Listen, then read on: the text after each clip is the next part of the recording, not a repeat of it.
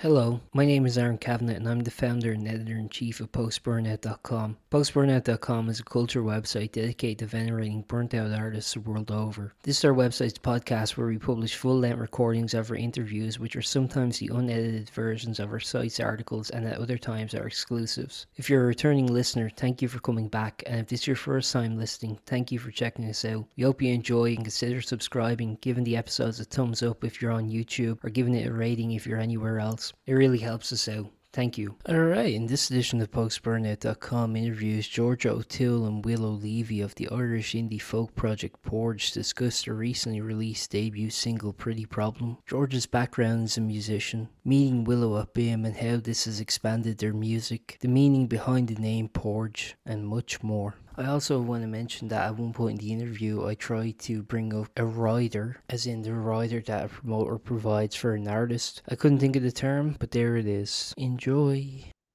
Oh, Georgia, how's it going? Hey, what's up? Can you You hear can me hear me okay? okay? Yeah. I was just Yeah. about that same. Yes, I can hear you fine. Yeah, nice. Nice to meet you.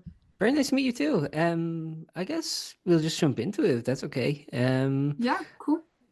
I was wondering a little bit about kind of like your music background. I mean, like, I guess like what was kind of your earliest memories of music and how did you kind of become a musician yourself? Oh, God, that's a question. What is it? Be Yeah, as elaborate as you want or as laconic as you want. cool, thanks. I mean, I was always kind of into music from quite a young age. So like I started like singing around the age of 4, and then I got into playing guitar around the age of like 6 or 7. Um, I wasn't very academic per se, so I could strum a guitar and sing. So I mean, that was some sort of leverage in the world, I guess. Yeah. Could entertain. Um, so yeah, my family noticed quite early that I was into music. So I ended up getting into musical theater, choirs. I kind of performed in like small festivals, guitar shows, anything I could do that just got me doing something in regards to music. I'm in quite like a an area that is probably a little traditional. Yeah. So definitely nice to be able to get out there a little bit more. Um, so yeah, I started. What area is that if you don't mind me asking? Sorry. What area is that if you don't mind me asking? Selbridge, Selbridge, Okay, County yeah, yeah. Kildare. Yeah. Slightly on the traditional side, but getting there. Yeah. I always think, Yeah. 'cause yeah, I had a friend from Celbridge. I always just think of suburbs when I think of Celbridge. I don't know if that's an accurate Yeah, representation. definitely. That's very, very accurate. Like I've been here since I was like born. So I mean like I kind of didn't know any different growing up. So like once I was kind of in secondary school, I really took off as a solo artist for quite a long time. I did not go under Porge though. I went under my actual name, Georgia. Yeah. Um so I performed kind of every chance I got. I busked up in Roscommon. I would perform in pubs, just anything where I could get a bunch of experience, the typical thing being paid in exposure, not in money. Sure. But you were you know. doing covers or originals? I started off mostly with covers, especially when I was so young. It was much easier to grab people's attention doing like common things that most people kind of knew. And then I'd say once I was 17, I started like doing my own stuff. It took me a very long time to build confidence, I think, to to kind of engage in all that stuff. So I ended up detouring for a little while before I started classifying myself as like a real musician. I got into music psychology, and before I started college, I worked in hospitals for institutionalized patients as a music therapist. I did a lot of that stuff, and then once I kind of had the experience in that, I was like, great, I'm actually gonna lose my mind. Um, so then I ended up going back to performing much more often, and then I got into BIM, and everything kind of changed from there. I guess kind of went this upward from there. I want to bring Willow into the conversation, but before I do, I want to ask a little bit about what you were mentioning there. So, one thing I was interested in about like people who kind of like do covers as I guess for lack of a better term, vocation, at least provisionally. Mm. I was wondering, do you think like having to learn a bunch of different songs for the expectation of what a crowd would like to listen to, kind of gives more versatility to your own personal music taste, and B, does it kind of influence later on your own songwriting in terms of taking elements from different songs? Yeah, that's actually a really good question. I think it's a Thank little you. different for I think it's a little different for everyone. I know some people who did covers for years, they despised it and they said it killed their creativity. I know some people till this day who still absolutely adore doing covers. I still enjoy doing covers because I love to explore things that aren't mine as well as mine. But it definitely made me more diverse as an artist to start off with. It gave me more time to figure out what I liked. So now I find releasing my own music, I can hear the inspirations of which I used to perform. And like, it's kind of like it does like a full circle. I don't know if that would be the same for a lot of artists, but for me, it definitely was the case. I definitely think it made me more versatile in the long run. Perfect. And then you mentioned going to BIMM. Is that where you met Willow? Yes, it was.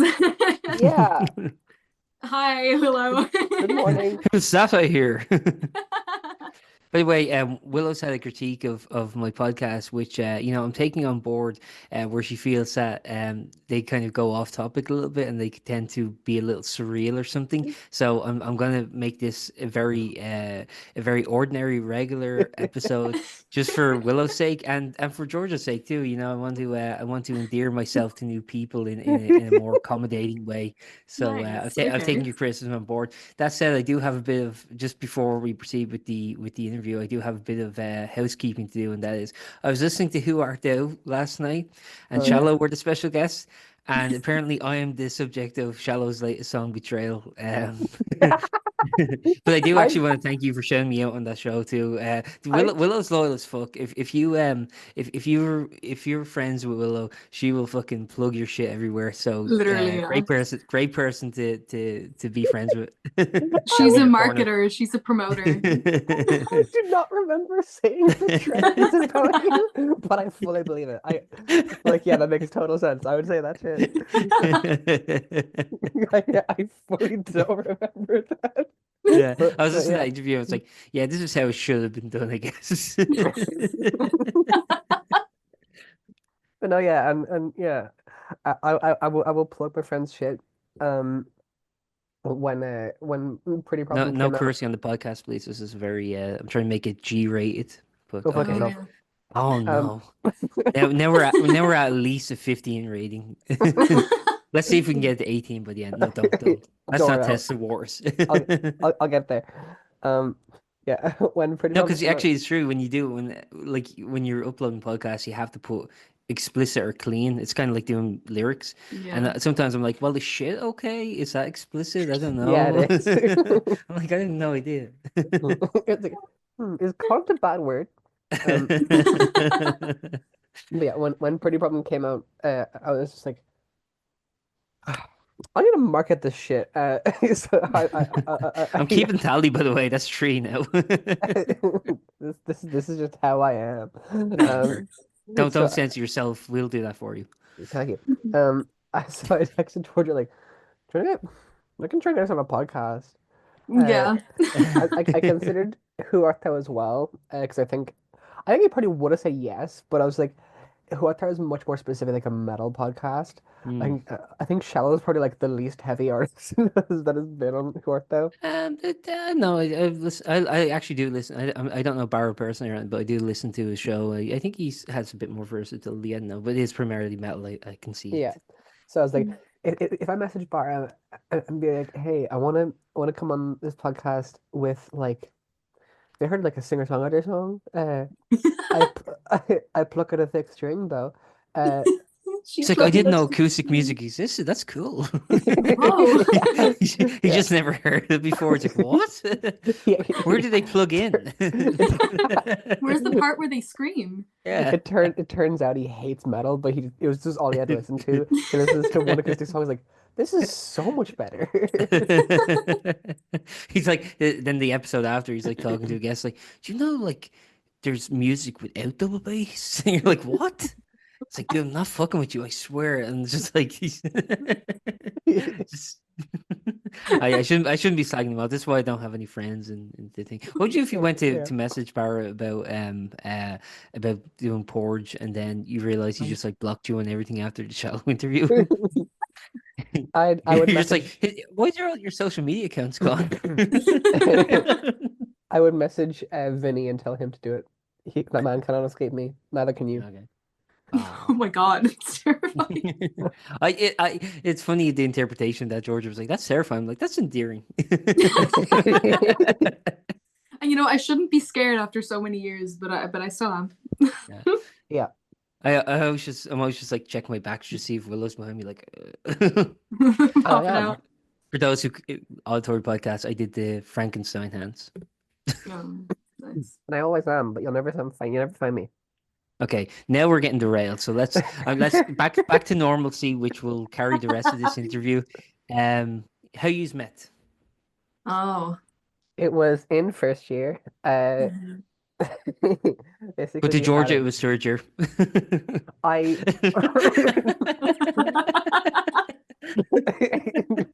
Oh my God. That's called a callback in the industry. Georgia, do you know what he's talking about there? Oh, well, yes, I do. I listen to the podcast. All right, Aw. that's Oh just fine. Jesus, my condolences. No. I was Okay, if you had to fuck Trump, JD Vance, or Yeah. Elon Musk, tell me, as a trans person, what's Yeah, your I favorite just Prime want to Energy say flavor? Willow asked that question, not me. just to Sure, clarify. I was not for going to say real. that. I actually was not going to say that this time. In fact, I actually said, no, I'm a really good guy. Yeah. You got to remind people. See, how do people know you're a good guy if you don't just constantly tell them, Yeah. Totally. You're not like other girls. Exactly. Aaron's not like other girls, he's a really nice guy. Why do I keep having you on? No, it's a blast every time. Yeah. I was speaking to Willow last night, like 4 in the morning, Oh and God. she was Yeah. uploading her. I was like, "Get to bed. You have a podcast to do." You just Yeah. texted me, go to bed, full stop. You have a podcast to do, full stop. I literally called her this morning being like, I know you had a really hard time last night, but are you awake? I woke up. I woke up at 11 and then I was like, I have 2 more hours for the podcast. Good night. Uh, so then I woke up again at like 20 to 1. I was like, girl. That's cutting it close. I actually, when I have like shit on, I always just have to be like, I'm wait, like I'm like on airport time. When like you're going to the airport, it's like be there Yeah, like 2 hours ahead. And I was like, that's okay, me. yeah, You're in the call 2 hours before. yeah. Well, how many flights have you missed, Willow, just from like oversleeping? None. Okay, all It's right. impressive. It's a good It, thing. Like when your projects start going on the road, we'll see. it, It's like fucking. I'm just picturing like Owen and Vinny just being like, "We're meant to be in Thailand 12 hours ago," and you're like, "I'm still in bed." I'm like, honk shoe. But no, I've never missed a flight. And conveniently, I've also never flown alone. Those two may be connected. Okay, so Interesting. uncontroversially, you've met in first year this time. Uncontested, you met in first year. Yeah, I'd Perfect. say so. Yes. Yes. Yeah. So we had a module called Artist Development, which Triggering. was disgusting. It Yeah, it was sounds at like one of them like real like PR kind of yeah, courses. it was Yeah. at 9 a.m. on a Friday, and there were no other classes. Oh, Oh, I hate And them. Oh, yeah, I and hate them. and also on Fridays I was working in a bar in first year, so I would get up at 6 in the morning to go for a 9 a.m. class, and then I Hmm. would be in work until 4 in the morning. Oh, Jesus. Okay. yeah. And I don't know how I did that, and I never missed a class. For some reason I was like, I need to go to every single one of these classes. Uh, Yes. Yeah. Yeah, you're so like that in first year. You're like, I have to yeah, be here, or so Yeah. else I'm gonna fail. I did that where I would my Fridays I was awake for like 22 hours, even longer because when you work in a bar and you come home and you don't go straight to bed, you're just like No, wired. no. So Mm, so like I think the I would same with any like late night shifts. Like yeah. your sleep yeah. patterns just like So I'd Yeah. go home after work in the bar, and I'd just be like sitting on sitting at the kitchen table, and I'm just like, I I woke up 24 hours ago. I'm picturing the meme. I'm gonna explain this really poorly, but the meme of the guy just like like Oh yeah. Basically, and I'd be sitting there like, why am I not ready to go to bed? I woke up a full day ago. Yeah. Yeah, so yeah, we had that class together and none others in first year. And Mm. basically the first time we like met was for a project. So that class, you just be given shit to do and they Yeah. just put you in groups and be like, do it. Well, like And crossword puzzles and stuff, just like. Yeah, basically, basically. Can anyone help um, me do the Wordle for today? yeah. Honestly, not far off. So it was the first the project of that was to write and record a song kind of through Mhm. any means necessary. Like they didn't have to be like really, really high quality, and none of them were. Uh, No. Yeah. So it's like I was telling you how to like crowbar your way into a studio. sort of. Sort Yeah, Uh, of, cool. but like shittier. They're like, uh, here's how you check for like fingerprints on like a keypad, and then here's how you do the entries and stuff like that. You're like, all right, by Yeah, yeah. any means okay. necessary. Yeah, literally. I distinctly remember looking at the board, which had all the names of the people in the group, and they would have their stream next to them, and I was Mm. like, our group is fucked, uh, Yeah. Yeah. because I was in And songwriting now at the now I time. have to say explicit episode of. Yeah. Uh, because I'm I was so in sorry, songwriting at the Georgia. time, and I moved to vocals after second year, but this time I was in songwriting. We had three songwriting students. Georgia, who was a vocal student, uh, had a guitar student who then later moved to vocals, and had a bass student. I'm like, cool. We don't have a drummer, and we have like 16 songwriters. Yeah. Yeah. So I was like, hey, I play drums. I guess I'll be the drummer of this group. Yeah. Um, and I think like two people did work. Yeah, like so many people like didn't participate in it. I remember we were put on like a Zoom call or something like that. I don't think if it was it. I don't think it was for that specific project, but we were doing the class online. Yeah, some of the classes were online. Yeah, this is like significantly like a time I remember like speaking to you for like one of the first times, and we were put on this call, and there was like four other people. No one would turn on their camera. No one would speak. I already was kind of screwed because my camera was on, my mic was on, so I was like, "Hey guys," and Oh everyone yeah. just like didn't respond to me. So I was like, "Cool, okay, I actually want to die." And then Willow came on. She had her camera on, her mic on, and she just saw me, and I saw like this glint of panic of like, "Oh, this is going to be really awkward," because like Zoom calls for classes are super awkward. And I Yeah. remember I turned to her, I was like, "Oh, hey," and then Willow was like, "Is anyone else talking here?" And I was like, "No."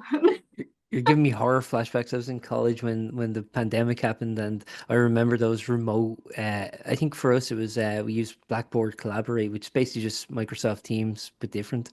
And Yeah. Yeah. it's just like it was always so awkward because you'd have those lectures. Someone would insist like putting your cameras on. No one would do it, and it was No. always really awkward. It's like watching bad stand-up comedy where like they're trying to make the crowd laugh and no one's like Yeah. engaged, and they're always like, Yeah. please, and then it just no one would like say anything, and then just at the end of every lecture would be like, "Thank you, bye." You know, and all that. It's like, oh, now you Literally. speak up.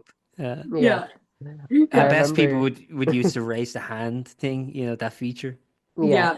That Trauma. was I the I best. remember one time in first year. I don't think it was for that class, but it was during like an online class that I joined, and basically, I don't know if you knew this. I'm trans. Um, my old computer, the computer was still under my dead name, and Oh, okay. and like it was fine because like my BIM account is obviously like as my name, so but whatever way I was struggling to join the call, so I was like fuck I'll just join with my email, Yeah. uh, so I joined the class, and you just see my face and my dead name right under me, Ah, and it took me a second to notice, and I just like slammed the computer down. I was like, no, I'm not doing that. Yeah. I'm not just like deadening myself in For front of this everyone. fucking module. I don't think anyone saw, like, no one has said anything to me. No one, I mean, no one's come up to me and be like, I know. they I'm point you picturing like down. I'm picturing like an evil witch character in a movie, like, yeah, I know. Funny Yeah. enough, I like the Zoom calls were like absolutely the worst. Like I was so relieved actually when me and Willow met in person because like immediately I met her and I was like, oh yeah, like the vibes are here, like I'm gonna get on with this person, and it was grand. But like online, absolute torture. Like the only time I was traumatized in the Zoom calls, we had like business classes and they were on Zoom for a while. Yeah, exactly, Willow, exactly. But this like till this day, I've barely spoken about this. This is literally traumatizing. So I'm doing this business class and I'm like, it's gorgeous outside, really sunny day. I'm like, oh, you know what? I don't want to do this. My friend texts me and goes, you, me, pub now. I was like, say less. I was like, say less. But I was talking to my lecturer. He asked me to turn my camera on. We were talking back and forth, right? That's when I got the text. So after I finished answering the question, I turned off the camera. And while my phone was still placed up, I started getting changed to go to the pub. Mhm. But Oh no. I forgot. I was terrified that I still left my camera on. So envision like 18-year-old Georgia slowly crawling on the floor, checking to see if the camera was still on. And the mic was still on. Yeah. It was really bad. Oh no. It was really bad. No one luckily saw anything, but I remember one of my friends, Grace, at the time was like, Georgia, why was there so much rustling on your end of the call? I was like, don't worry about it. I was burying a body. Don't worry about it. Honestly, that would be less embarrassing. Yes. Yeah. So how George and I met. Yeah. Willow, in you got class. this. I'll just sit back. I host this podcast. My name's Aaron. Imagine that was my dead name. No. Oh, that would explain some of the animosity between us.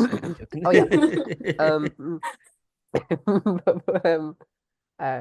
Yes, we had that together. We were put in that group, and I think one of the songwriters like wrote the song and like sent in a recording. I'm like, great, let's start working on this, guys. I recorded a cajon audio with my iPad microphone.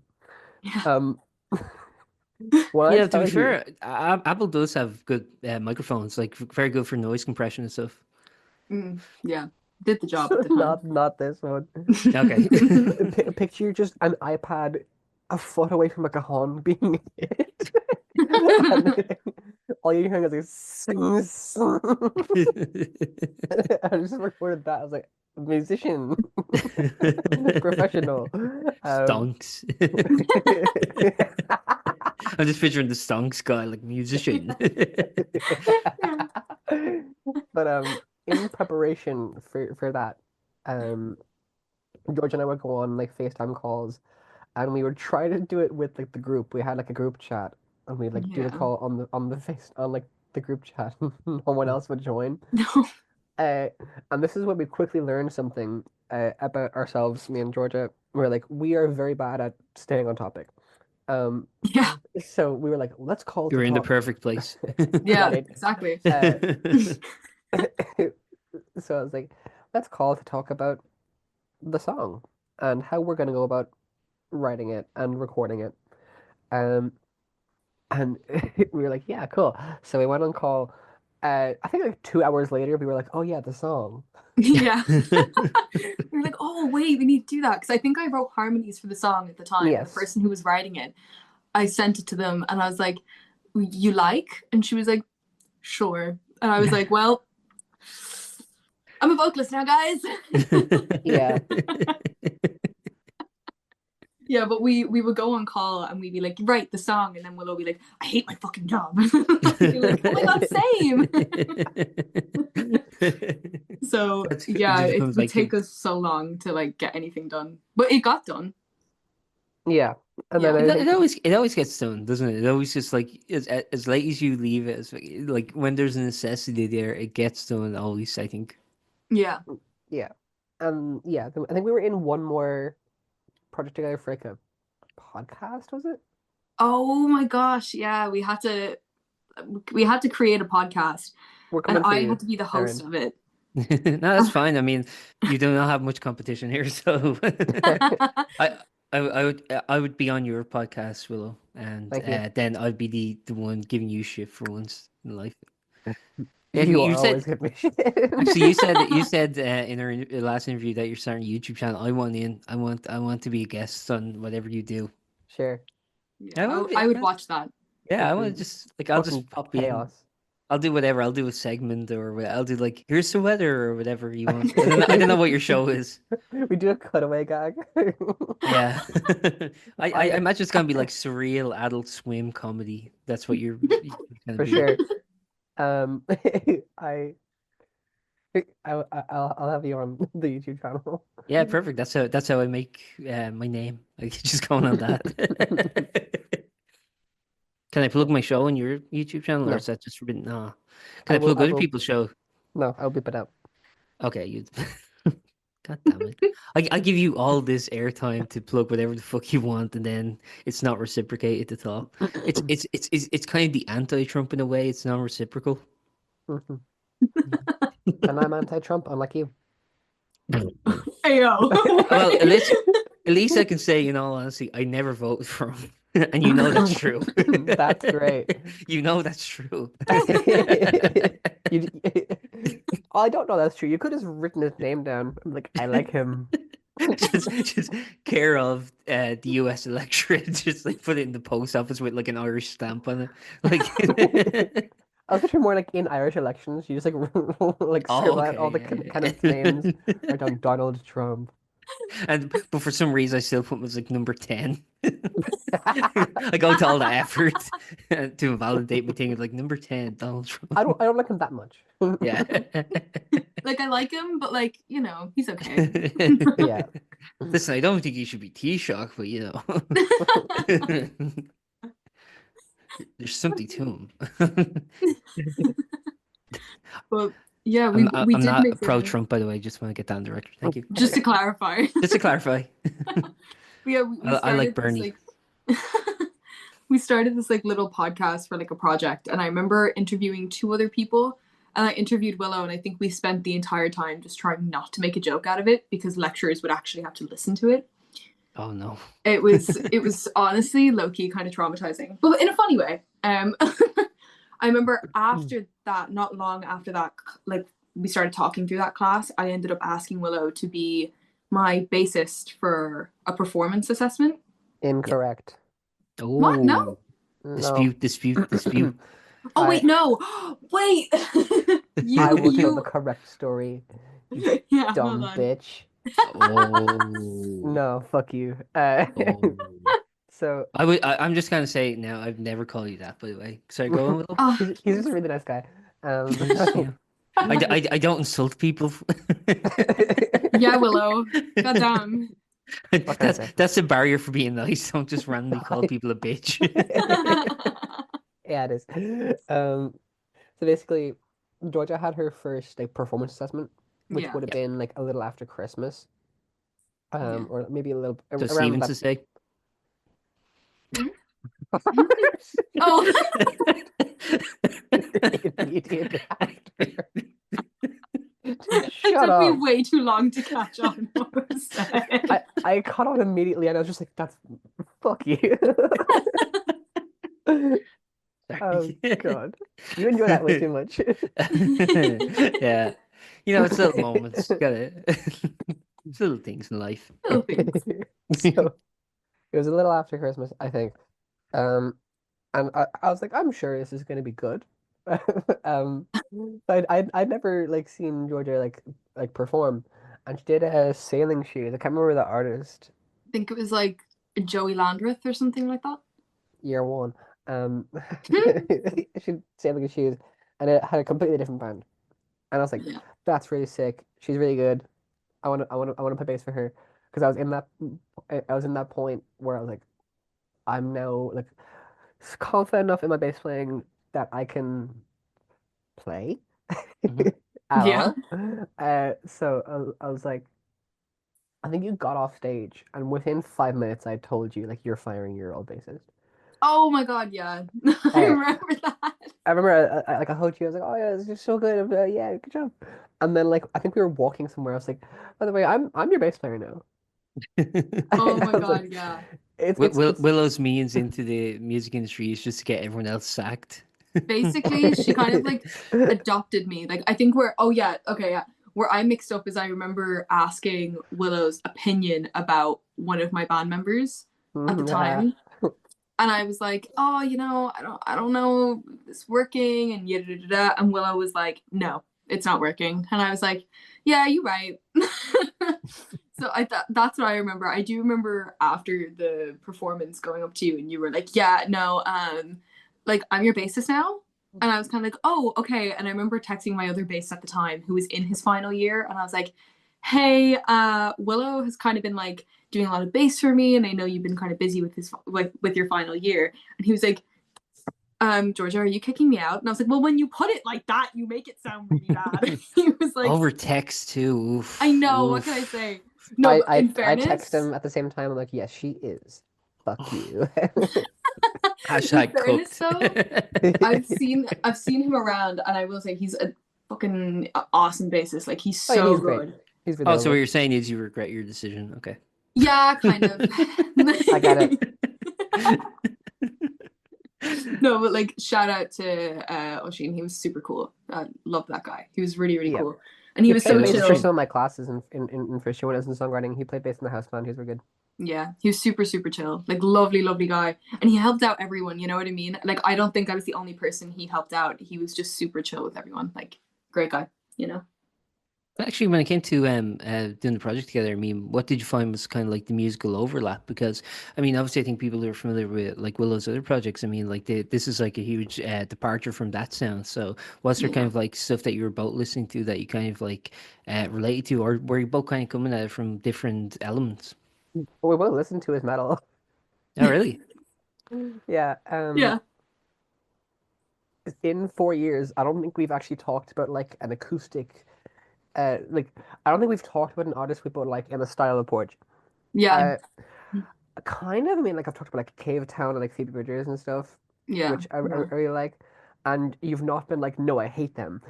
But Yeah. it's not in the same way where like Sean and I would have like sat down and like like had a conversation about how much we both like Iceland Kills or Set It Off, or Mhm. Rain in December would sit down and talk about how much we like Bring Me the Horizon, all those things. That are like clear influences in our music. Yeah. Porridge just kind of happened. It did. I had been writing for a very long time, especially through BIMM. I just was writing and writing and writing. And, I don't really have a lot of balls. So I was pretty scared to like release anything or like commit to anything. But most of my songs, like, no, not most, basically all, were acoustic, relatively kind of like the somber kind of energy to them per se. I don't know really what you want to call it, like singer songwriter, I guess. But I always knew like I would want Willow playing bass in that regardless, because even when we did like performance exams, like we would always rewrite the bass lines, make things much more complex. And when I Yeah, say we, I mean Willow, yeah. would make them much more complex. But we always had so much fun with it that I knew whenever I would release my own music, I would want Willow to be a part of that and like create something that like would just like lift up the song. Because I think I'm very much the definition when I do music of like a minimalist. I love minimal sound. I've always been like that, And despite loving, that's the complete opposite of me. yeah, literally like completely different in terms of writing. So I kind of knew adding Willow to it would also give it like the extra, a little bit of Like spice. density to it, yeah. Oh. Yeah, there you go. That's a Yeah. better term. See, what I think is I'm secretly a really bad bass player, and I legitimately struggle to not do my own thing. Now I've gotten way better at that in like the past like 6 months. I play in like I play in BIM's house band, so like I have to play exactly what like students write for me. So I've gotten way better at that. I'm like comfortable with that. But my natural instinct when I'm like committed to like a project or an artist or a band is I'm out of my own shit. And if I'm not able to, I'm like I'm not happy. Yeah. Uh, so I think like how I naturally like to work just kind of fit with Georgia's writing Yeah. because she's more of like a minimalistic writer. I was like, there's so much space for me to just could ruin this. Yeah. Yeah. But I Did you? always loved that, you know? Yeah, and then I got a 6 string bass, and I was like, I'm gonna fucking ruin your song. Six string is cheating. If you can't do it on four, you're not a real bassist. That's my opinion. And I've been saying that. I'm just picturing like the two of you sitting down, and then Willow's like she just came up with the best idea ever. She goes, "Okay, how about this, right? How about that those chords you're playing? What if I on the bass play the exact same root note?" Mind blown. Yeah. Honestly, though, like it was something though. Even when we first started working together, like slowly seeing Willow as well more comfortable with me and like showing me constantly like her ideas and like what she was writing, it only encouraged me to be more outspoken. Like I did a cappella for a few years, so I'm very specific with like lyrics and like how I want messages to be conveyed and all this kind of thing. That like I think that's another reason why we work very well together. I think a lot of the time when I see people writing, this is just my personal opinion, um sometimes there's a lot of emotion put into it where it can be so personal that sometimes the music never gets done, which Right. isn't necessarily a bad thing putting like you into the song. But I think when me and Willow have worked together, like our hearts are in it, like we're caring about how the song sounds, but it's almost like the energy goes into the project, that like the blood sweat and tears is going to be worth it. And I think that's something I've always worked well with Willow, because it's just like we do it, you enjoy it, you have a laugh, and like that's just kind of how it is. Yeah. Yeah. Well, you mentioned actually last time we spoke that you played bass, if I'm remembering this correctly, with that secondary school band you were in. Was that No, kind of like your only? Am I incorrect in saying that? Sorry, I thought you played bass with them. how dare you? Oh, I'm sorry. I I I leave the thought that's what call. you said. I thought that's what you said. I thought you I, said, well, if I was getting the chronology right, I thought you said you played bass until Sean came and then you switched to drums, but I could be getting that wrong. technically you're correct, but when like I Hey, I'll take if it. I'll take it. if we're defining me playing bass in that band as we had one quote unquote rehearsal in his bedroom where I brought my bass and I played one note above the 12th fret and he's like, "What are you doing?" I'm sorry you lied to me. I'm sorry that I'm perpetuating a lie you told, but okay. I leave the call. Gone. So you didn't have much experience in playing bass with think, but just in general, I mean, what was your kind of history, I guess, with bass? It was completely selfish. Yeah. I kind of immediately gravitated towards like the style of bass that I like playing now and is very prevalent in Porge's music is kind of just a development of how I immediately naturally connected with the bass. Like I can play and I do enjoy playing traditional bass parts. Um, but I think my natural inclination, like I always got told to just play guitar. Because I'm like I like playing more soloistic stuff. I like really pushing boundaries of what a bass can do.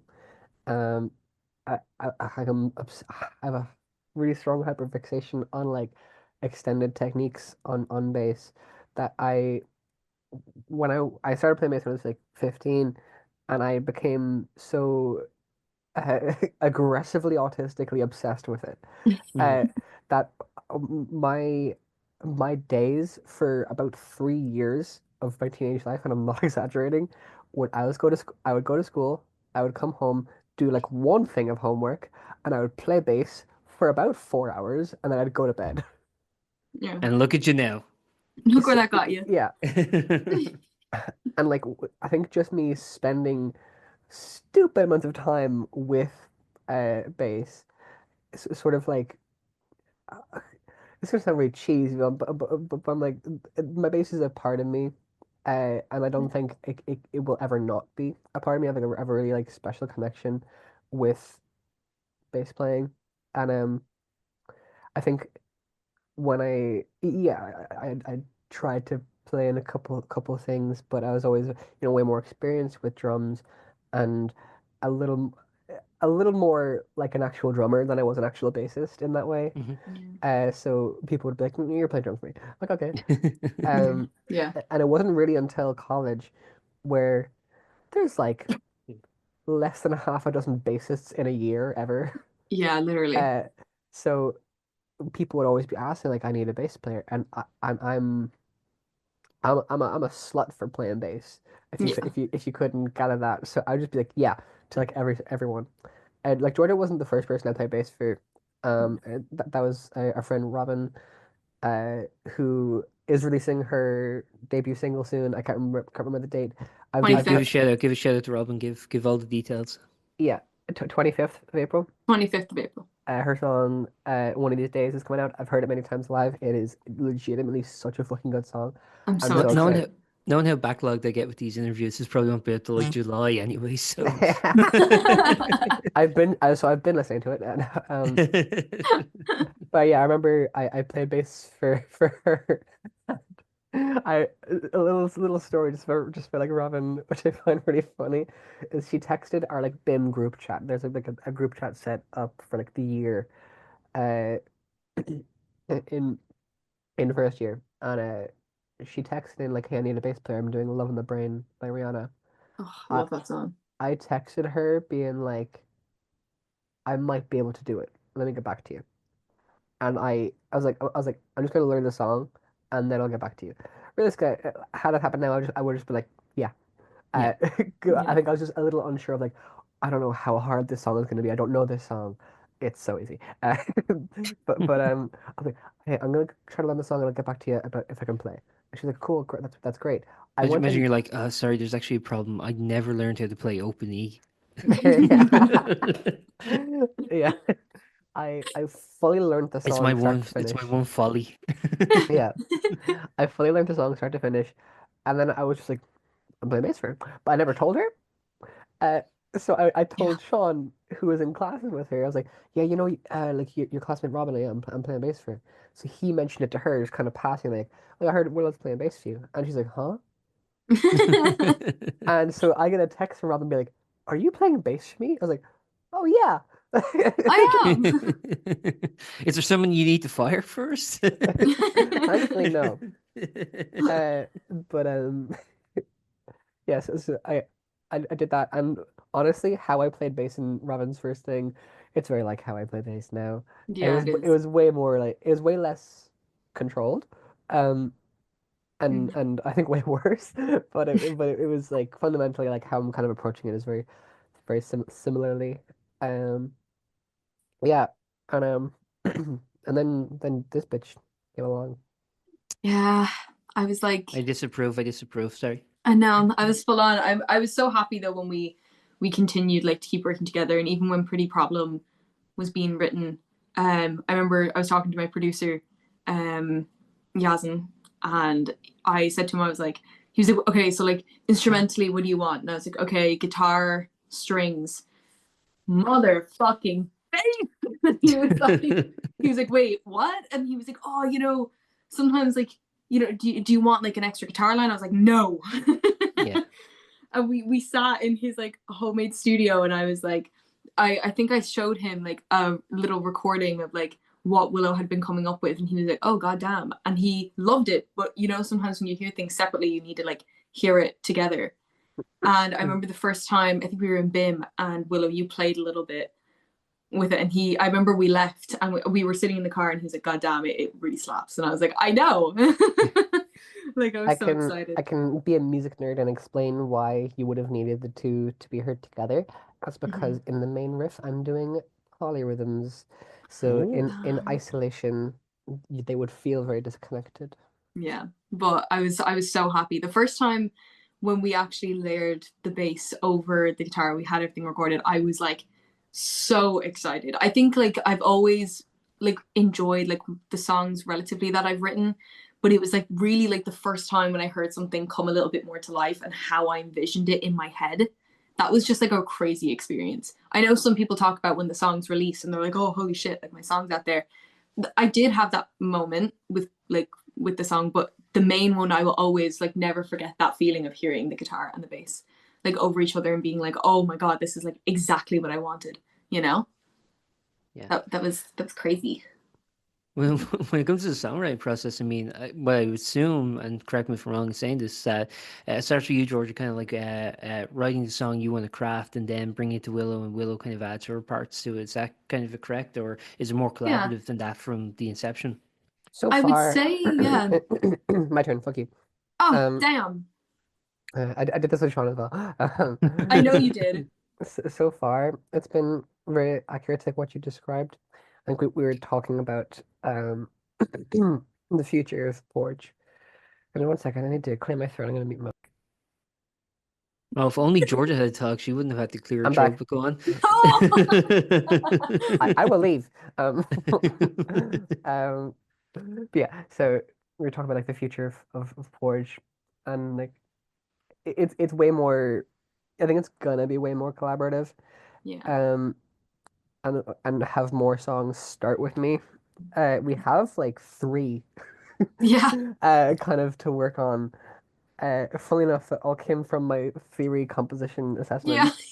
Uh, so like in fourth year, I'm doing module composition analysis, which is basically the highest theory thing you can do in BIMM. And the assessments for that are all like compositions. And the first one was like a 6 string bass led composition, and I Mhm. sent it to Georgia, and she was like, I want that." I was like, gimme, gimme, gimme, gimme. I was like, "All So we right." just copy and pasted and Yeah, literally. Yeah, and then like we've two other things that are kind of starting with the bass.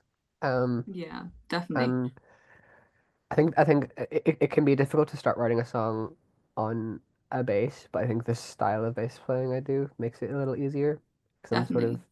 I don't play bass like a bass player. I play bass like me. It's Oh. it's very melodic.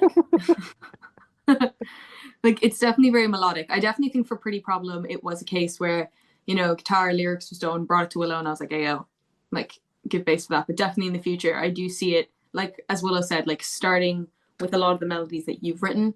Like there's a lot of times, even when we've been like in college and Willow will be like, hey, do you want to listen to this? And I'm like giving lyrics in my head, and then Willow will be like, oh, what do you think of this section? I'm like, yeah, no, like lyrically. And Willow's like, I'm sorry, I beg your pardon. I'm like, because I can hear it in my head, and then I get really excited, and then I'll be like, can you send me the recording for that? And like she'll be like, yeah, and I'm like, gimme, gimme, gimme, gimme, Yeah. gimme. For that reason, kind of similarly to when I talked about like playing in shallow, I found it really easy, Yeah, because I typically like when you join a band or an artist or anything like that, there's, at least in my experience, there's a slight element of adjusting yourself for the music, for that artist, for what they want.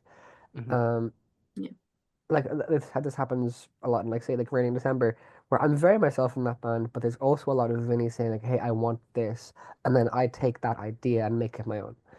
Um, where in Porge and in Shallow, no one tells me what to do. yeah, I have like basically complete total creative freedom, yeah, which is in on one hand terrifying, yeah, but on the other hand, like this is really easy, because there's no. If I have a really crazy stupid idea, there's no like, oh, is this gonna fit? Like, no, this is the thing. Yeah. yeah. No, 100%. Even for like performance assessments, like when Willow was doing bass for me, she'd be like, okay, I'm gonna do this, this, this, and this. And I'd be like, okay, yeah, totally awesome. And then if she wasn't sure on something, she would play something and be like, do you like option one? Ding. Or do you like option two? Ding. And I would be like, two fucking slaps. And she'd be like, that's what we're doing. It'd be terrible if she was like, one of this, and just like whatever you say gets the opposite. Yeah. You It was actually find definitely that, though. sorry, No, it's fine. No, I it's find you were definitely like mentioning super fun. your debut single, Pretty Problem, which we're going to talk about in a bit, but just before we even just talk about that song, what it's about and all that, um, I guess, like, do you think this is a good indicator, I guess, of the dynamic of the two of you, or do you think this is kind of like an outlier because you kind of mentioned that um, sort of recording this song is sort of different to how you work now? So, do you think people can kind of get a good idea of sort of how you two work together from this song itself?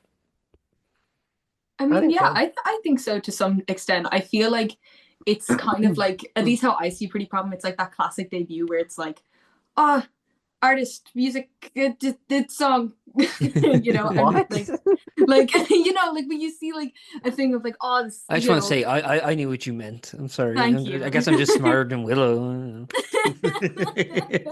Like I suppose like it's one of those things that I think with future releases, looking back on Pretty Problem will be like, oh cool, like the bass Sure. was like very prominent, or like in the promos like that bass line was played through, and then when you hear the whole song it's very vocal heavy, and like I think it's one of those things like with future releases looking back, then I think the dynamic will will show, especially like how the dynamic is necessarily like developed as well with later songs, you know.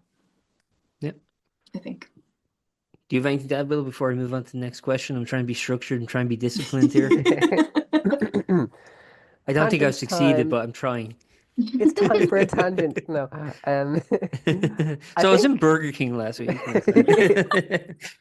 I think so. In terms of like, then I think I agree with everything Georgia said. Um, I think Great contribution. No, I'm thank you. joking. I think the end result is not too dissimilar to what things will be. I Yeah. think the way we get there will be. Yeah, definitely. Perfect. Well, let's talk about pre-problem then. So, I guess what you said in this song for your debut of the project. Sorry, I Oh, lost. sorry. I was just saying, why did you decide on this song as like the kind of, I guess, introduction to the world to your project? I just want to say that I understood you the first time. Ayo. I Ayo. think we're all sharing intellect collectively. So like now There Willow is no has it, it'll intellect. get tossed to me at some point. Then Yeah, George will at get it. some point. It's just like a bouncy ball that we're all throwing around. You have the talking pillow. Yeah, exactly. Yeah, it's like the conch in Lord of the Flies or something. Yeah, exactly. Um, I suppose I picked it. I don't know. I think when I had written it last year, I wrote it like in June of last year. And it was one of the first few songs I had like replayed and like, been like, oh, I kind of like it. Like, where I was kind of like, wow, I don't like hate it, or I can't like completely break it down to a point where I didn't have like, where I wasn't like despising the song by the end of it. Because that's a really Yeah, common thing with songwriters is like, you'll write the song, and then 2 weeks later, you're like, ew. yeah. Um, so I had written it, I kind of recorded it very roughly. And I think over the summer, me and Willow had met up just to chat, talk shit, or whatever like that, as per.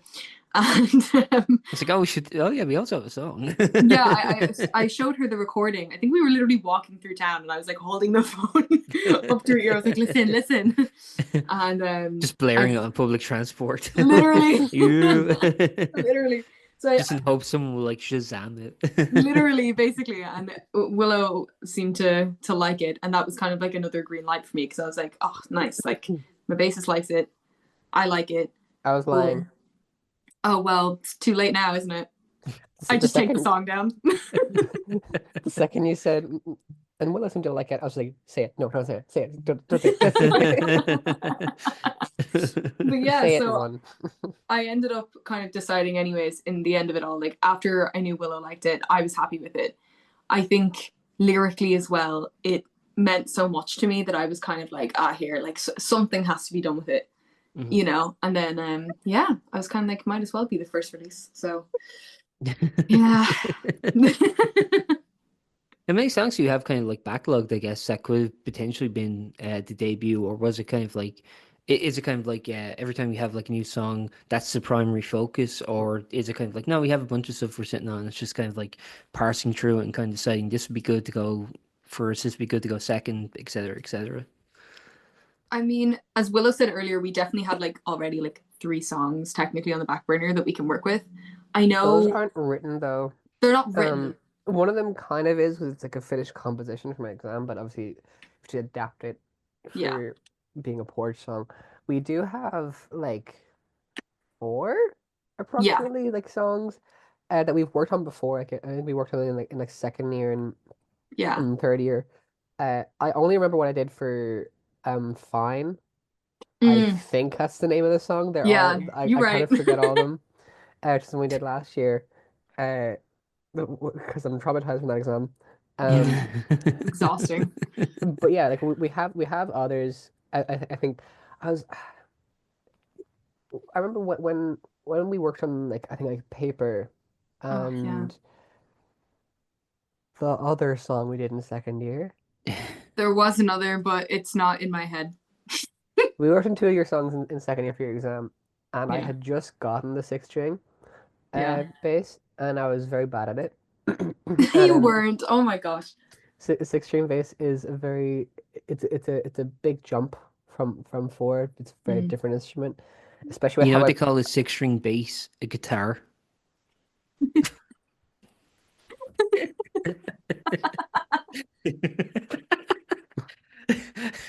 That doesn't work for the first podcast. Will. Are you happy? I'm You know, are you happy I'm with very yourself? happy to to diminish everything. No. The strings are thicker, I guess. Okay. There's I guess I guess. if they have to be You go in like to like X music or something like that. You're like, what? What's the lowest gauge you have? of guitar string. You're just buying guitar strings. Like, will this work? They're so thin on the bass. Um, but yeah, I think I just gotten the six string and I was very like not used to like how to play it. So like I had a couple ideas that I remember I playing thought in you those said you were a songs. guitarist already. No, sorry. I've got to stop I'm making that joke. I'm gonna stop making that joke. I apologize. I I just like couldn't help myself. I have that thing too. Like when you think of like something, it's just like the intrusive thought. You just kind of have to say it. So I'm stop it. sorry. I know. Um, um, I relate. I relate. yeah, real. So yeah, I remember working on that song, and I liked a couple of things I did, but I was also even in the moment I was like, I don't know what I'm doing. This instrument is so much harder. And then like when we got into third year, I was a little more comfortable with the song we did in that. And by now I'm like I'm more comfortable with the six string than I am with my four string. Um, Yeah. so yeah, like when we bring those songs back up, I just want to like revisit what I did because I think I'm way better at playing a six string bass now, and Yeah. I know what I'm actually doing a little more. Uh, Yeah. I'm looking yeah. forward specifically to Paper, and that has always been a song that I knew eventually I would want to release. Granted, it needs to kind of be stripped down and then redone. Hmm. But I remember the first time we kind of worked on it for like a performance assessment, and I was like so terrified. I was constantly on the phone to Willow because Willow had done songwriting at this point. Like she knew how to like manage people and kind of be like, okay, we're going to do this part for this and this part for this. I listen, I'm just a girl. I'm just a vocalist. I was so scared. I remember constantly being on the phone to Willow being like, what if we go into the rehearsal room and I look like an idiot? And I did look like an idiot, but an idiot who was trying. Yeah. I can't remember what I said in those calls. Had it happened now, I would have said like you will, and that's fine. Which it actually is good advice. Yeah. Yeah, It actually is good advice. It's like, yeah, Like realistic. yeah, like you're yeah. gonna be communicating ideas to like a drummer, for example, and you don't know anything about drums. Yeah. No. I Don't just worry turn about it. to I turn to Maya a lot of the time and go, give me a and somehow she knows what that means. Yeah. No, that is the thing, like communicating amongst band members. Because actually, I mean, if you think about it, I mean, like music itself and kind of the ideas you have in your head are kind of abstract. So trying to communicate that into language is trickier than people might think. It is actually quite Yeah. difficult to describe music. I don't know. Obviously, you guys are more trained and more learned than I. But when it comes to I don't know, I do sometimes find trying to describe exactly what you want, just in terms of those little spices we were talking about to be quite difficult to kind of Yeah. I communicate. think I kind of cheat uh Yeah. because I play drums and I play bass and I play enough of a guitar to be able to communicate most things to a guitar player, and then I definitely know all the notes on a piano.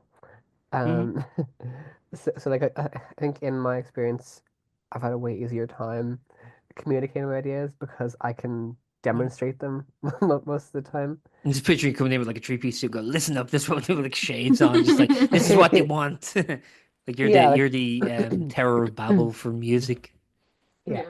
like I remember when with my most recent performance exam, I was working with Maya McVeigh, my drummer. Hi Maya, I love you. Uh, We love Maya. uh, and I remember the first song we were looking at was kind of this like post-punk song, and there was not like really difficult, but just kind of like unusual feeling drum fill at the beginning. And I had Hmm. listened to the song so many times, I kind of knew it. It was just kind of embedded. But when you first listen to it, it's a little jarring. Uh, so when we were in rehearsal, she was like a little like confused as to like where each hit was going. So I was like, I can show you. Because like I haven't played it, but I've listened to the song a million times, so like I know Mhm. exactly how it goes. So like she'll get up, I'll sit down and play it for her, and be like, do that. And Yeah. then she kind of In like fact, adapts just use my recording. Yeah. uh, yeah. Yeah, it definitely it's very hard. I think that's like a thing that people forget a lot about music is the level of communication you need is fascinating. Like you can be super talented and you can have all these great ideas, but if you don't know how to communicate those to people, it the process is painful. Like it is Yeah. so unbelievably painful. Like, you know, I like listen, unlike Willow, like I don't play bass, I don't play drums. I have like basic theory. Like I'm much more like standardized. Like I've always specialized in vocals. That's just been my thing. Like give me harmonies any day, I'm happy.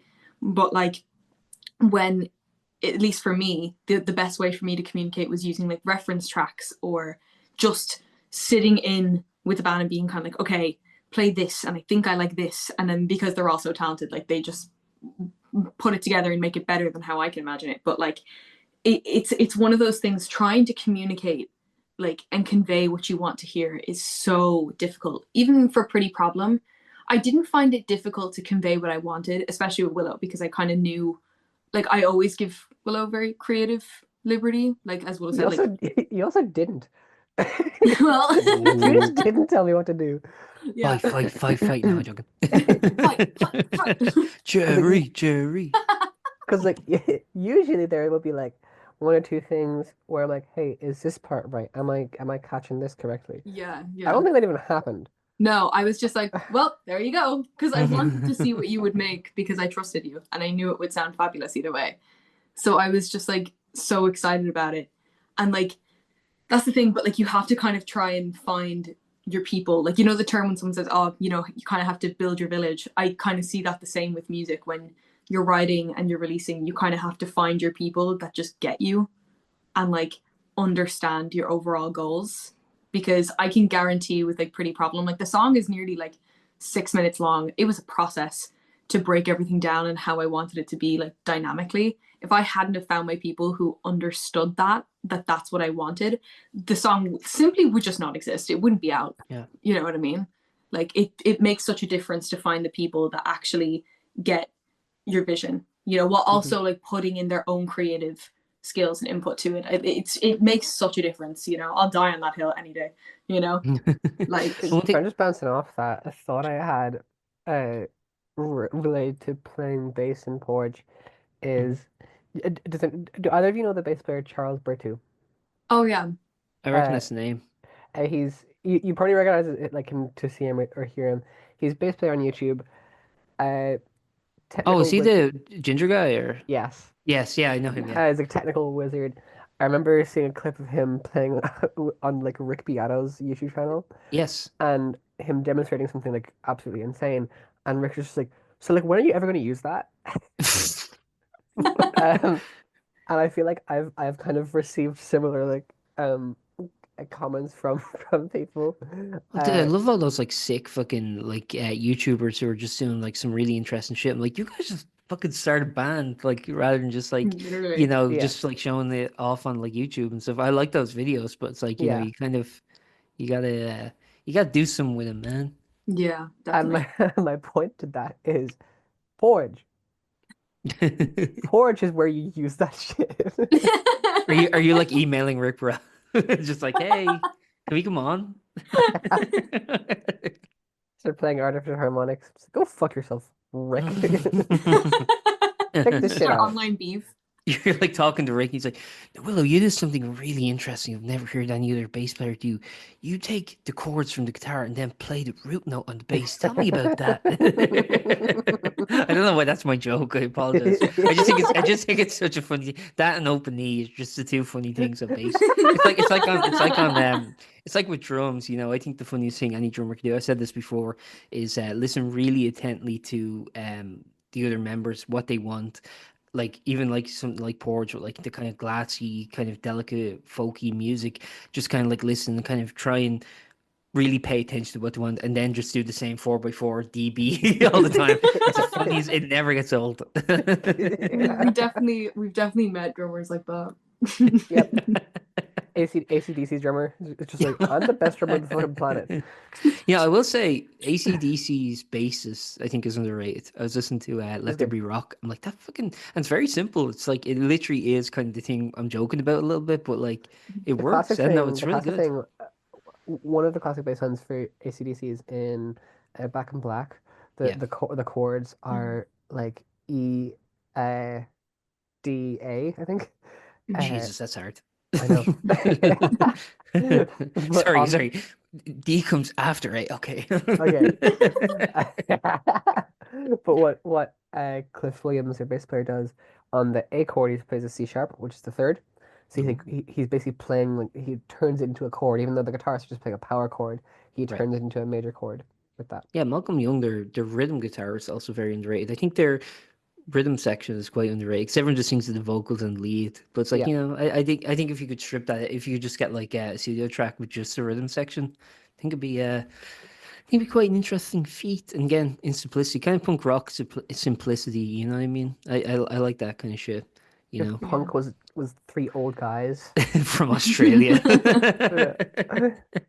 I don't know why I feel that's a necessity to add their From nationality, but Australia. it's just funny when Australians do things. It's not even not even a real place. I always had the No, saying it's like not my real. did I ever tell you my impression of an Australian doctor? I always do the saying like this isn't gonna be funny.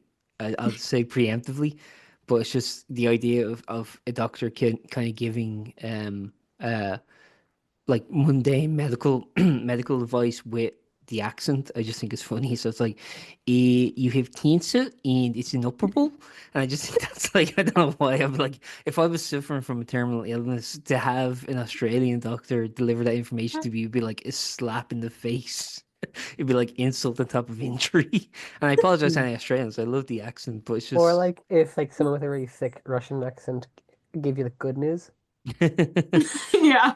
It's It's in in remission. remission. Oh my God. Hey. The good news is for your liver, you can just drink vodka and it will correct itself. Like, It's oh, like when you thanks. see those it's like when you see those TikToks of like specifically, I don't know why, but like American women thinking like Dublin men are like peak and utter romance. And like they'll have like And are they incorrect or? well, I mean Yes. Oh. but there's like videos of them and it's like a proper like how ya and they'll be like, oh my God. What's the story? And like they're What's the story? What a swooning. beautiful expression. Yeah, they'll literally be like losing their minds over it. And I'm like, Miss Girl, come on now. Like, Well, okay, I have a question for you. What do you think is more offensive when an American tries an Irish accent? If they A go, see, how's it going, that kind of thing, or B, if they go, hello, I'm from Dublin, which you think is more offensive? either way, The second one sounded British. No, that's what I'm saying. They sometimes do like an Irish accent, quote unquote, but they're just yeah. doing a British accent. I was like, I I think that's mean, more offensive. I think, yeah, I think when like my kind of favorite thing is like when they talk about like the history of Ireland and it's yes. so embarrassingly wrong. And they'll be like, my cousin's dog's groomer's best friend twice removed was half Irish. It's in my blood. You're kind of sitting there like, wow. I've never heard that before. Yeah, literally. Like, well, you have Irish Americans. I think that's the funniest thing you can do is I was just like when you're talking to like American people, just act like you've never heard of the country. It's just Oh like where it's yeah. like, where's that exactly? Oh, wow. Oh, just south of Canada. Okay. And Literally, yeah. north of Mexico. I've never heard of it in my life. Um, okay. Now I'm going to go back on track. Okay. Well, can I get some feedback beforehand? Am I doing better than the shallow interview? As a standard, is this But better than the shallow interview? nothing could be worse. That's fair. Okay, is it better than the raining in December interview? I I'm don't not, remember that. me neither. That's a Um, lifetime ago, and it was like 8 months ago or something. yeah, I think at the time of the Rating December one, I was so new to being on a podcast that Yes. I think I was very nervous. So I was like, I'm just gonna shut the fuck up and just speak what I'm fucking talking to. I think now I'm at a point where I'm like, I don't care. It's just Aaron. It's Q just this Willow Just in guy. both me. Q Willow in both Shallow and Porge. Shut the fuck up. I'm talking now. If we Um, if Vinny ever gets desperate enough to come on our podcast again, you'll be doing that a lot. Like oh, fuck you. I will break that man on a podcast again. Because Yeah, in Rain December, I always thought Owen was the quiet one. I always felt like I need to include him and be like, Owen, what do you think, that's just Owen? kind of how he Hey, is. Owen. Yeah, no, yeah, no, I know. Like Owen, he's a very good listener. Uh, Yes. it's like in band like discussions in real life, Vinny will be like pacing around the room Yes. and talking. I'll be usually sitting at the drum kit because I do play drums in that band. Uh, Oh, and really? yeah, and I'll be but I'm equally like intense. And Owen is just kind of like Yeah, he's very zen. I've talked to him in yeah, real life. He's Yeah. just like really like kind of cool. yeah, and then Yeah. then he'll hit you with like I don't know about that, Vinny. But just the air in the room comes out like boom. The fucking Kill Bill sound comes in like. Yeah.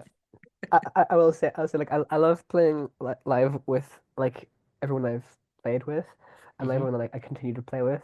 Even Uh that secondary school band. no. Okay. Because Sean's in that band. I hate Sean. Okay. Uh Yeah, no, so fair. If Sean's listening to this, I love you, man. I think you're great. Go on.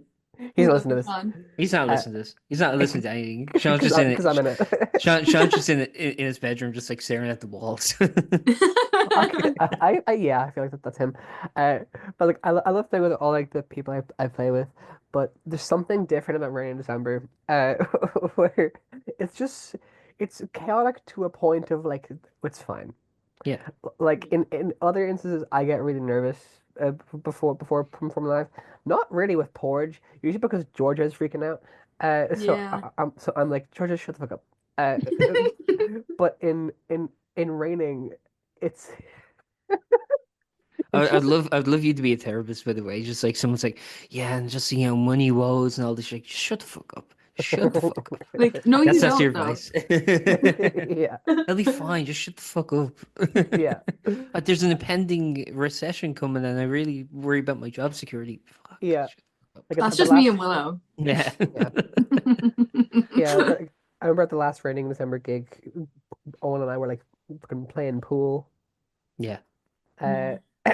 and Vinny was like stuck in traffic, like There was no pool crying. table in the venue. They had to bring one in. It was on the. It was on their. What do you call it? Oh, jeez, I can't think of the term now. Car. No, no. What do you call it? Oh, jeez, why can't I think of the term? Begins with an or. It's the thing. It's not roster. Come on, you Rum guys are rum. musicians. You know what I'm talking about. Um, The thing like that promoters have to provide the bands like their. Why can't I think of this term for the Rundown? life of me? No. No, it's like the food and stuff you provide for them. The the I'm sorry. oh my god, What level how of come musician none do you of us think we can think of are? this term?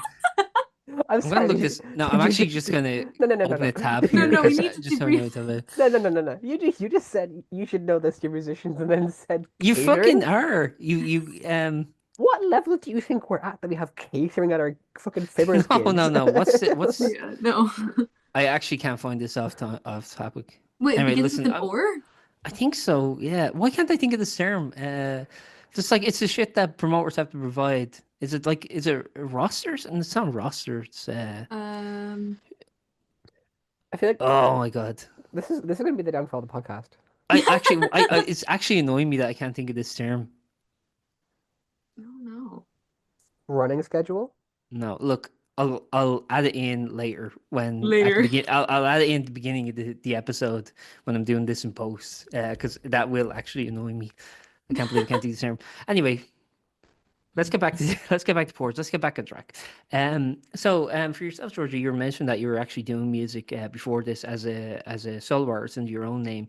Why did you Yeah. decide to kind of I guess take up this moniker and generally what does it mean? Or if you want to keep it ambiguous, that's fine too. Yeah, no, Porridge. you're cool. What was it? Have you heard of the breakfast cereal porridge? Yeah, No. it's that. No. You should probably have the porridge. I know Cocoa Pops, I know Toast, and that's kind of it. My two Gotta favorite get on that genders. porridge. Yeah, I don't damn. know.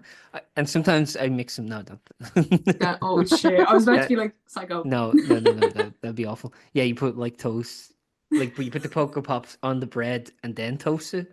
And then put it in milk. Yeah. No, you put the milk first and then you No, put. that's so wrong. I mean, yeah, like before college and stuff, I performed solo like in festivals or like guitar shows. Anywhere I had the chance, like even as an a cappella group, I was still just like Georgia to people. Granted, I'm in like a small community, so it was just easier to go by my own name. Mhm. When I got into BIMM, I always wanted to release music, but I was terrified. So obviously I didn't end up releasing anything until my final year. But the name Porge actually comes from a family nickname that I was just given growing up. I have like a long list of nicknames in my family, but Porge was just one I was always called from a child. I don't know the purpose of it, but I knew that I didn't want like my first release to be just like Georgia. I wanted there to be some sort of like different name that still meant something to me. So I ended up picking Porridge. And I find it kind of ironic because everyone, as Willow showed his example, it would be like porridge. And I think that's kind of perfect because it was given to me from my grandmother who literally eats porridge religiously. It's her favorite thing in the whole world. So it's kind of like, even when people say to me like porridge, I'm like, yeah, like whatever you want it to be, babes. Is it actually about porridge? I feel like we talked about this, and you're like, "Oh no, it's like a nickname."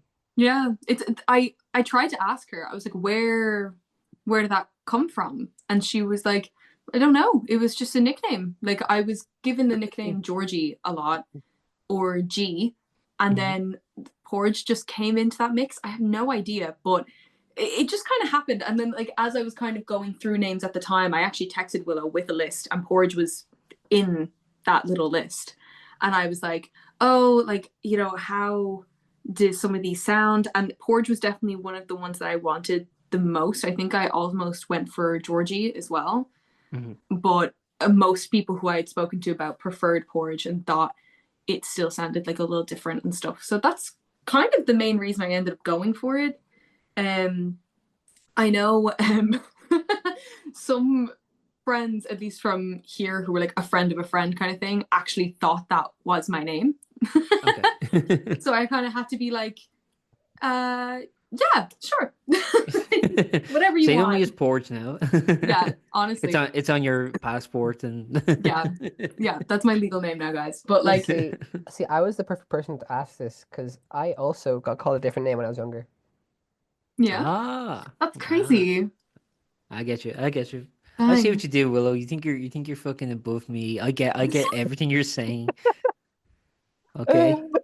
That was a good joke though. Okay, I think Was it a joke or was it more of a comment? relax.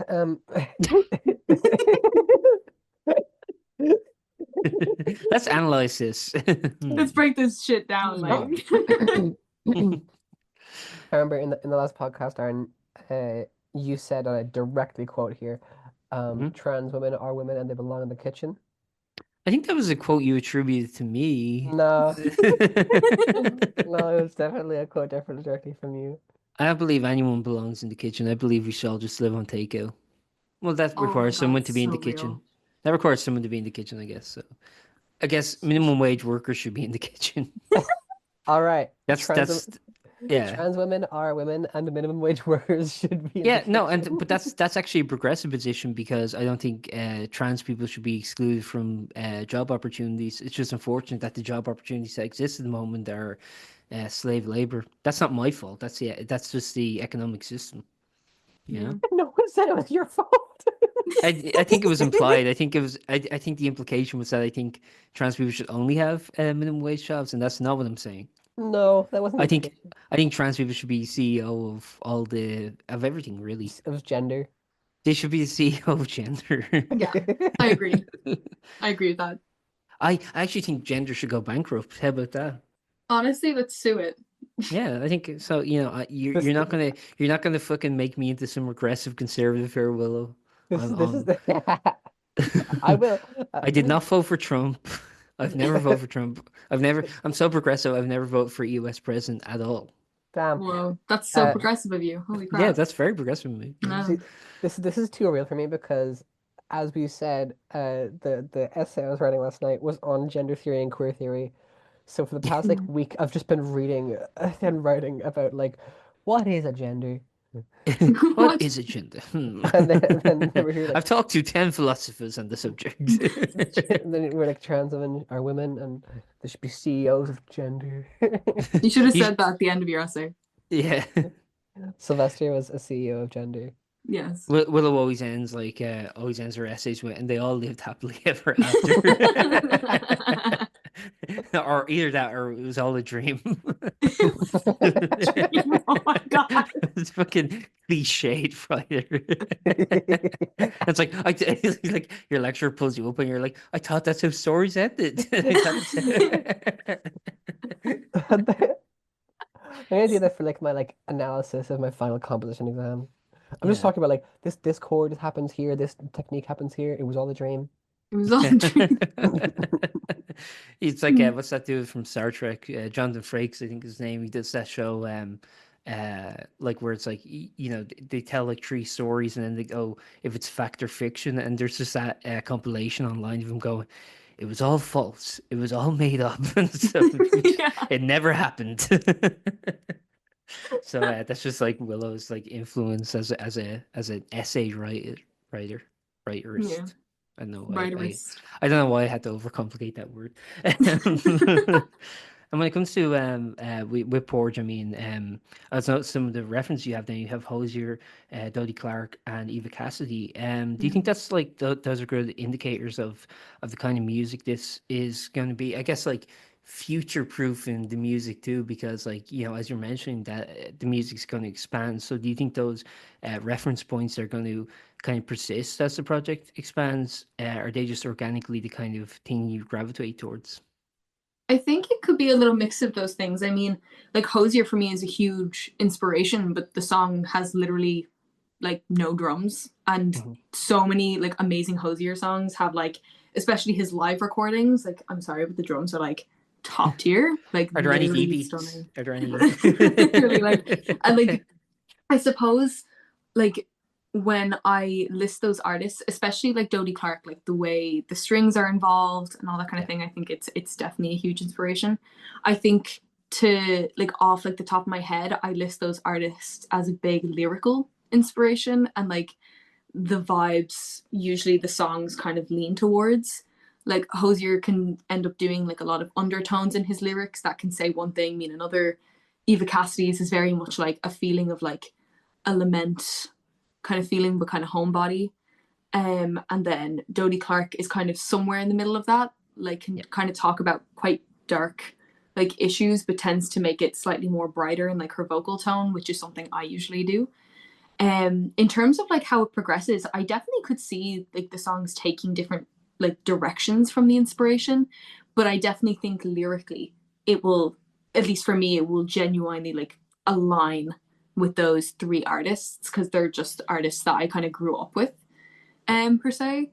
Um, but yeah, I'm really excited to see where like it goes from now and where like the songs grow. I'm one of these people who loves like the whole concept of like, oh, like life's kind of like a full cycle kind of thing, like where you start, where you end up. So I get really excited thinking about where Pretty Problem is now and like in the next like 2, 3, 4 years, like what the direction is going to be from there.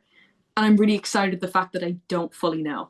You know what I Yeah. mean? No, So that's true. I mean, just go with it and just let it be what it has to be. yeah, let it be as it be, you know? Yeah. In And you'll just, interestingly, yeah. I I don't really associate any of those artists with Porge, Yeah. mostly because like Hosier is the only one I'm like really familiar with. Mhm. Um, but like I guess I kind of see Hosier in the songs, but I think I approach Porge songs very differently because Yeah. I'm not thinking about.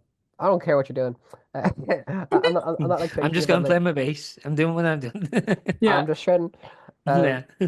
Um, I'm just Have you like heard of Tool? yeah, I just start playing math rock over it. So like I think way more regimentally about Yeah. Porch songs, and in that way, again, like I don't know where the influences come from because I don't listen to this style of music very often outside of like Foo Fighters and Cave Town. Yeah. Like 99% of what I listen to is metal. Uh, Hmm. so like I don't know where I'm like, yeah, like major seventh arpeggios. Uh, apart from just me like liking music theory, um, Yeah. and having a hyperfixation on bass techniques. Mm. So yeah, We tend to Actually, look at it quite differently. well, that's an yeah. interesting thing. I mean, George, do you think like Willow's kind of outside perspective adds a dynamic to the music that maybe kind of atypical to kind of the folk music that you're doing, which I'm going to assume is beneficial. But do you Yeah. think there is I guess different elements that come from sort of Willow's lack of familiarity with that style of music? I think so, definitely. A I hundred think I percent. think a big part of it is how complicated my parts are. Yeah. That's what I Because love the like most. the idea of you being like I'm a minimalist writer, and then like have you heard a Porge song? Yeah. Literally. Like we were sitting in a production class once and our lecturer was like, we were talking about experimental music. And he was like, "Oh, Georgia, would you consider your music experimental?" And I was like, "No, not really." And Willow was just looking at me like, "Are you serious?" Yes, yes. Like, so I guess like to answer your question, I definitely think Willow brings something very different to the table simply because like kind of like we said earlier, like Willow just does Willow. So like, I don't I like there's like I can have like general's idea of in my head of like how I think the bass will sound, but at the end of the day, like, it what Willow brings to the table, I've never disliked. You know what I mean? So I definitely think Willow brings a part to the songs I couldn't bring Yeah. because it's just a completely different perspective. I always talk about like how important it is, like kind of like earlier with bands, like communication and all this, but I also think a huge thing is different types of thinkers, different types of writers, and how people approach things. Um, I studied like a module in music teaching, and after like reviewing that, it kind of makes you look at everything differently, not just how people learn, but how people work together quite Yeah. often. And I think it's such a massive thing that kind of like, at least for me, where I think like myself and Willow work quite well together, is because I will usually focus on like lyrics and kind of like harmonies and like, oh, the fluidity of this and fluidity of that. Whereas Willow will turn to me and be like, okay, so I wrote this really thing and it's really, really cool. And it's like awesome. You know what I mean? Like it's literally amazing. So I think having that like kind of not like necessarily super opposite, but definitely different approaches at times just works really well together. And that's kind of why I have a lot of confidence in Porge itself, like going forward, because I know it's just gonna constantly like grow and Yeah. change. So yeah, I would definitely say Willow would bring like a different aspect to it that obviously is only positive for me that I would enjoy. So Imagine everything you just said, you didn't say it, and you're just like, no. yeah, actually, no, I I don't don't know why I fucking do admit it. it. I don't even like music. God. Well, actually, if and Willow, don't get defensive. This is only hypothetical. But if Willow were to bring a bass part that you didn't like, do you think you'd be able to go? Actually, I don't think that works, or would you just kind of go? Mm. No, I definitely say it. I That's definitely the say Simpsons logic. it. Sweating. Yeah, I definitely. I think like because like I know Willow, I feel like she genuinely would be annoyed if I didn't say it. I don't think there's ever been a time where we haven't been honest with each other in terms of like performance and like what we like, what we don't like. Like there's times, and very rarely actually, where like we've been in like rehearsals for like an assessment or whatever, and like Willow could play this. And I'm like, oh, could we do this instead? Or like, I liked what you were doing prior to this or prior to that, whatever. But even then, that's really rare. But I do know for a fact, like I am a perfectionist in my own way. So definitely if Willow did ever come to me with something where I was like, no, I would say Yeah. it. But it would never, I don't consider myself a person where I would be like, no, that's it, throw it away. Actually just burn your base. I would I would definitely kind of be like, I knew this lighter fluid would come in handy. I knew it would come in handy.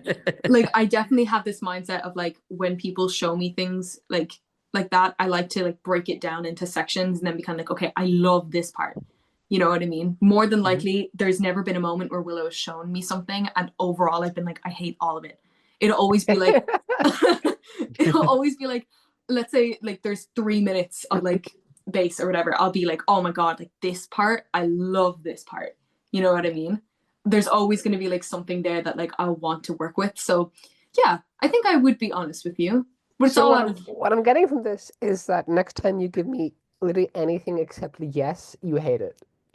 Yeah. Well, I see, just my love a writer. interpretation of what Georgia was saying was that she has to kind of temper her critiques in order to kind of dance around your volatile nature, Willow. That's what I heard. That's what I heard. I don't I can know. get that. I would consider myself an extremely violent person. The amount of blood in the studio at the end of a session is insane, Yeah. Yeah, she but beats me up every time I say I don't like something. I mean, well, it was just gonna like beat you up anyway. Like that's just Yeah. Have you seen me? Yeah, that's it's true. like And that's I've the re beaten you up on stage. Yeah. that's the Yeah. reason Willa bought like six strings that she has two extra strings to whip you with. Like, I can't take off this jumper. There's just like marks. oh. Actually, I didn't mean for this, but that's a good segue into some of the lyrical content of this song. What I really Oh. like about it is Pretty Problem I'm talking about. You know, it's a very like bleak and vulnerable song that's I mean that positively for what it's worth, it sounds critical. It's a very bleak and vulnerable song that's kind of wrapped in, I think, you know, fittingly enough, a quite pretty package. You know, but I also think about like as I was listening to it, I mean, like it does seem like a song that could be fit for radio, if you're only listening to if you're only listening on a very surface level, let's say. Mhm. But like there's no consideration for like radio play. I mean, like you mentioned, it's like a 5 and however many minutes, however many Yeah. seconds long. You know, and there's swearing on it and things like that. Yeah. There's the F word and not the F word that Willow calls me. That one, the other one. That's a synonym for sexual Don't intercourse. don't talk what? Oh, that's what that word means, by the way. That's you know, just so you know, you've been using it very loosely. I just want you to know the connotation of the word you're saying. But See, Yeah. I'm now confused as to what word we're talking about. oh, I was talking about the word fuck. But I was Oh. saying the other word, the other F word that you call me because you're a Hmm. huge bigot and everything. But anyway, we won't get into that. Listen, That's true. this will be out in June. It'll be like Pride Month, so you know, it's gonna make you look way worse. But but no, seriously, but to be Aaron, I don't know if you know serious, this. I am queer. I know, but Whoa. that doesn't give you license to Yeah, it lambast does. everyone else's identity. Yeah, it fucking does. No, it doesn't. You can't go over to them and go, "You're a lesbian." No, you can't. Next time I see you at a gig, I'm You're gonna doing call me that. a lesbian. You're a lesbian. Like, no. Willow, you can't just out people like that. That's fucking. You Yeah, can't the just fuck? out people like that. Yes, I can. Just on stage, just like, and you're a lesbian, and You're you. Aaron Kavanaugh is I'm a outing you fucking all. lesbian. You're gonna be on fucking Who Art Thou again, just like be like, you know who's gay, Barra? You know who's gay but like a woman? Actually, I brought a list. And it's like one of them like Yeah, it's like it's like scroll. I hope you don't mind. I It's hope a you list of allocate me some time. a Yeah. list of every gay person. He's like, what? He's like, what's your favorite gay you've been to? And it's just like, no, Bar, let me just stop you right there. You know who's gay? My favorite gig I've been to is Aaron Kavanagh's gay. Aaron Kavanagh's gay. It's like, I don't know. But to be serious for a second, with the lyrics, I mean, do you feel kind of comfortable, kind of crafting lyrics that are that kind of like emotionally vulnerable? Because one thing I talk about when I speaking to people kind of in the Irish music scene is that you know, there is consideration sometimes for like people they know listening to it and also singing it in front of an audience and all this. Do any of those kind of external pressures in any way temper the art, or is that just something you don't think about at all? I think when I first started writing, I thought a lot about what other people were thinking, Yeah. which is like there's like an instinct sometimes to hold off on certain lyrics or like not express certain things or like not swear in songs or like whatever. Um, which definitely held me back I think a lot when I was like writing because I would consider myself a classic theater kid where like everything has to be conveyed. Yeah. And when I was writing Pretty Problem, I got to a point where I was like, I don't care. Like, if it's going to be emotionally vulnerable, there's, God forbid, like, going to be able to swear words in it, there's going to be this and that. Like, I was ready for it. I'm not usually a very emotionally open kind of person. And when I wrote Pretty Problem, fun fact about me, I have epilepsy. I've had it for about a decade. And I tend to be quite like, you know, I'm very like promotional about it on social media about raising awareness and stuff, but I keep like a lot of the private stuff private, you know. Yeah. And Pretty Problem was inspired by a lot of things within my life, but another part of that was like going through a different medication change, diagnosis, all that kind of thing. And, you know, knowing you're kind of releasing a song and like your family are going to be like, click. I was like, oh, oh guys, don't listen to the lyrics too much. In fact, don't listen to it at all. Just take it. Look at this pretty bass line. Listen to that. I can give you just the track with the bass line isolated. Yeah, don't even worry about the lyrics. Like it was definitely like I had those moments, especially like before I started writing in general, and I'd say probably like a month before the release, it was like quite real, where I was kind of like, oh dang, like this is quite vulnerable for me, and releasing something like that was quite scary. But also I had good support from like not just Willow, but like all the gang, you know, that were helping me out through college and stuff like that. So I think it was one of those things, terrifying, but like when you have the support of people who've also written songs and released stuff, like it changes the game a little bit on that, you know. Yeah. But I really enjoy though writing lyrics that are very vulnerable and quite raw. Every time I hear them, I definitely hear like a little bit of a theater kid somewhere in there, and I'm like, oh girl. Yeah. You know. That's the thing too. I mean, like it's better. Like I guess like for a lot of people, man, it's just difficult to write in kind of a perfunctory way, in a way that's like detached from personal experience, in a way that's like detached. And some people are good at it. Some people are very good at like being fictionalized and kind of divorcing the creative output from their personal lives, whether that's an intentional decision or not. But yeah, I do think that those external considerations can temper art. I'm not saying in your case, but just in general, it's like, you know, you do kind of like double guess a lot of things that, you know. Yeah, totally. It's important. Actually, I didn't know about your epilepsy. Could I just ask a quick question on that? Do you think like for like performing music live, is there consideration for that has to kind of go into the music you're performing, or how bad is kind of like your photosensitivity, I guess? Because I've spoken to people who have I forget the artist, but I have spoken to people who've had kind of sensitivity to light and sensitivity to certain things, and it's like they, you know, what they from their experience was that venues can sometimes be accommodating to that, but not universally. Some venues are like, we can't turn the strobe light off. I'm sorry, it's important to the set, even if you're like. So how do you feel? I mean, like just in terms of that, like, does that kind of I don't know, does that kind of influence the place you play and things like that? I mean, funny, I actually was quite lucky. When I got diagnosed, I was around 12. I got tested for photosensitivity, and I am actually clear. So I am actually not affected by flashing lights or anything.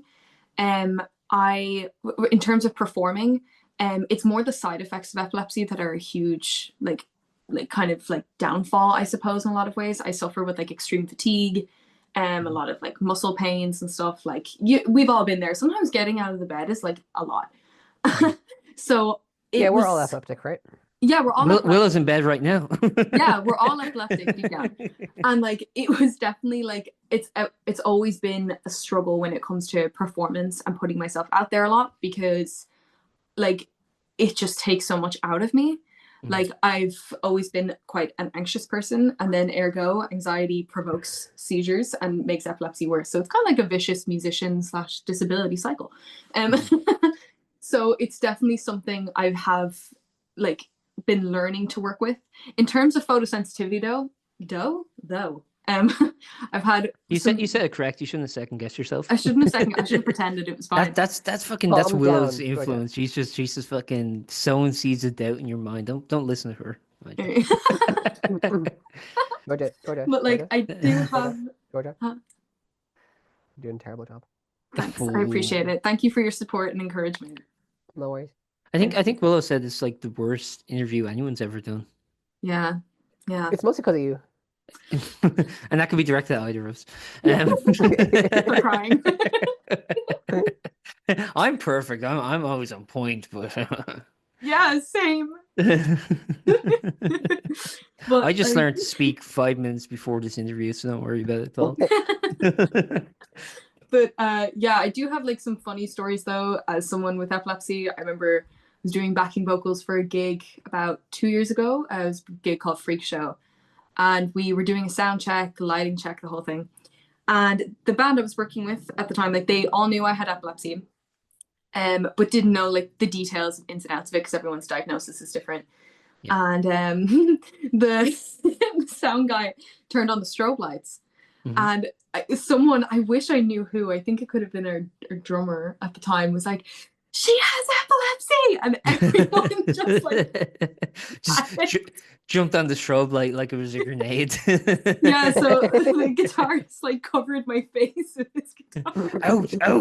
And there's so much chaos, and I'm just kind of standing there, and I'm like, guys, but it's like too much is going on, so like I'm not really being heard through the equation.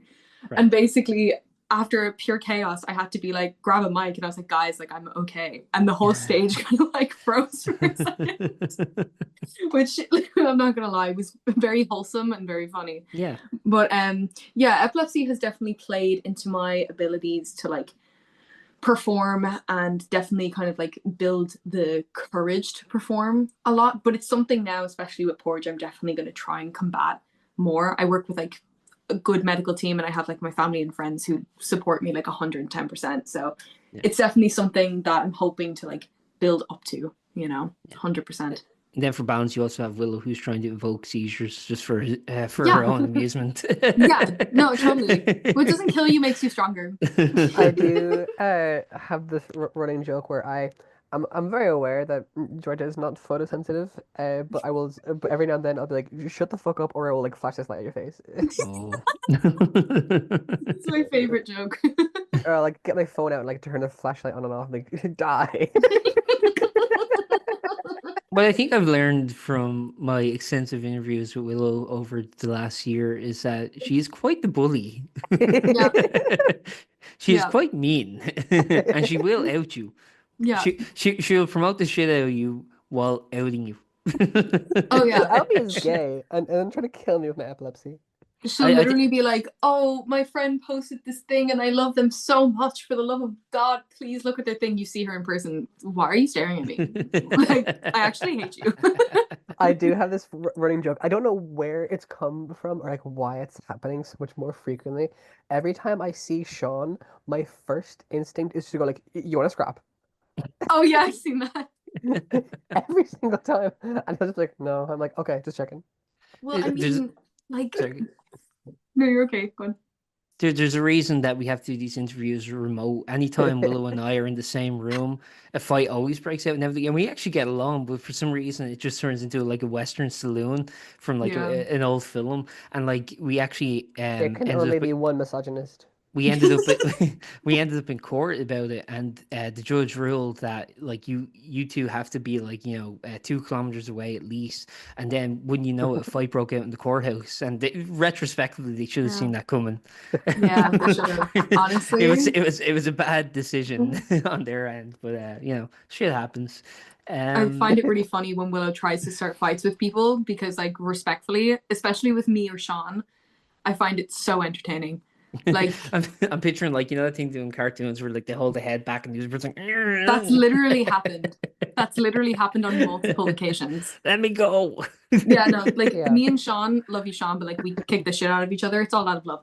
But like Willow will try to fight us, and it's the funniest shit I've ever seen in my life. Yeah, it just turns into like those like all dust, like those old cartoons with like the big dust cloud, like. Yeah, literally. I don't know if you've like gathered this from talking to me. I talk a big game about like kicking the shit out of people. I can't do it. I think I remember one of my best friends, my guitarist Keen, is from your secondary school band. No, I joke. No. He's a beefy fucker, and he works in a bar. Like he's done like door shifts at a bar. Right. I will come up to him and like threaten him. Yeah. I think he's playing guitar for one of Sean's assessments recently, and in preparation for it, he's like there warming up, and I just like walked up to him, straight to his face. I was like, "Do you want to go?" and they just laugh, and like I find it funny. I think they find it funny. But yeah, I don't really care if they find it funny. I find it funny. Yeah. I also, to me, the more obviously bad of a decision it would be for me to fight this person, the funnier it is. Yeah. Like I love saying it to like Vinny and Owen, who are like both 18 times my size. Yeah. And like Vinny has picked me up with one hand, just like like Yeah. grab my shoulder and lift me. I'm still every now and then I'll be like, "Fuck you looking at?" You're just out here trying to start fights. Yeah, You're literally a cartoon character.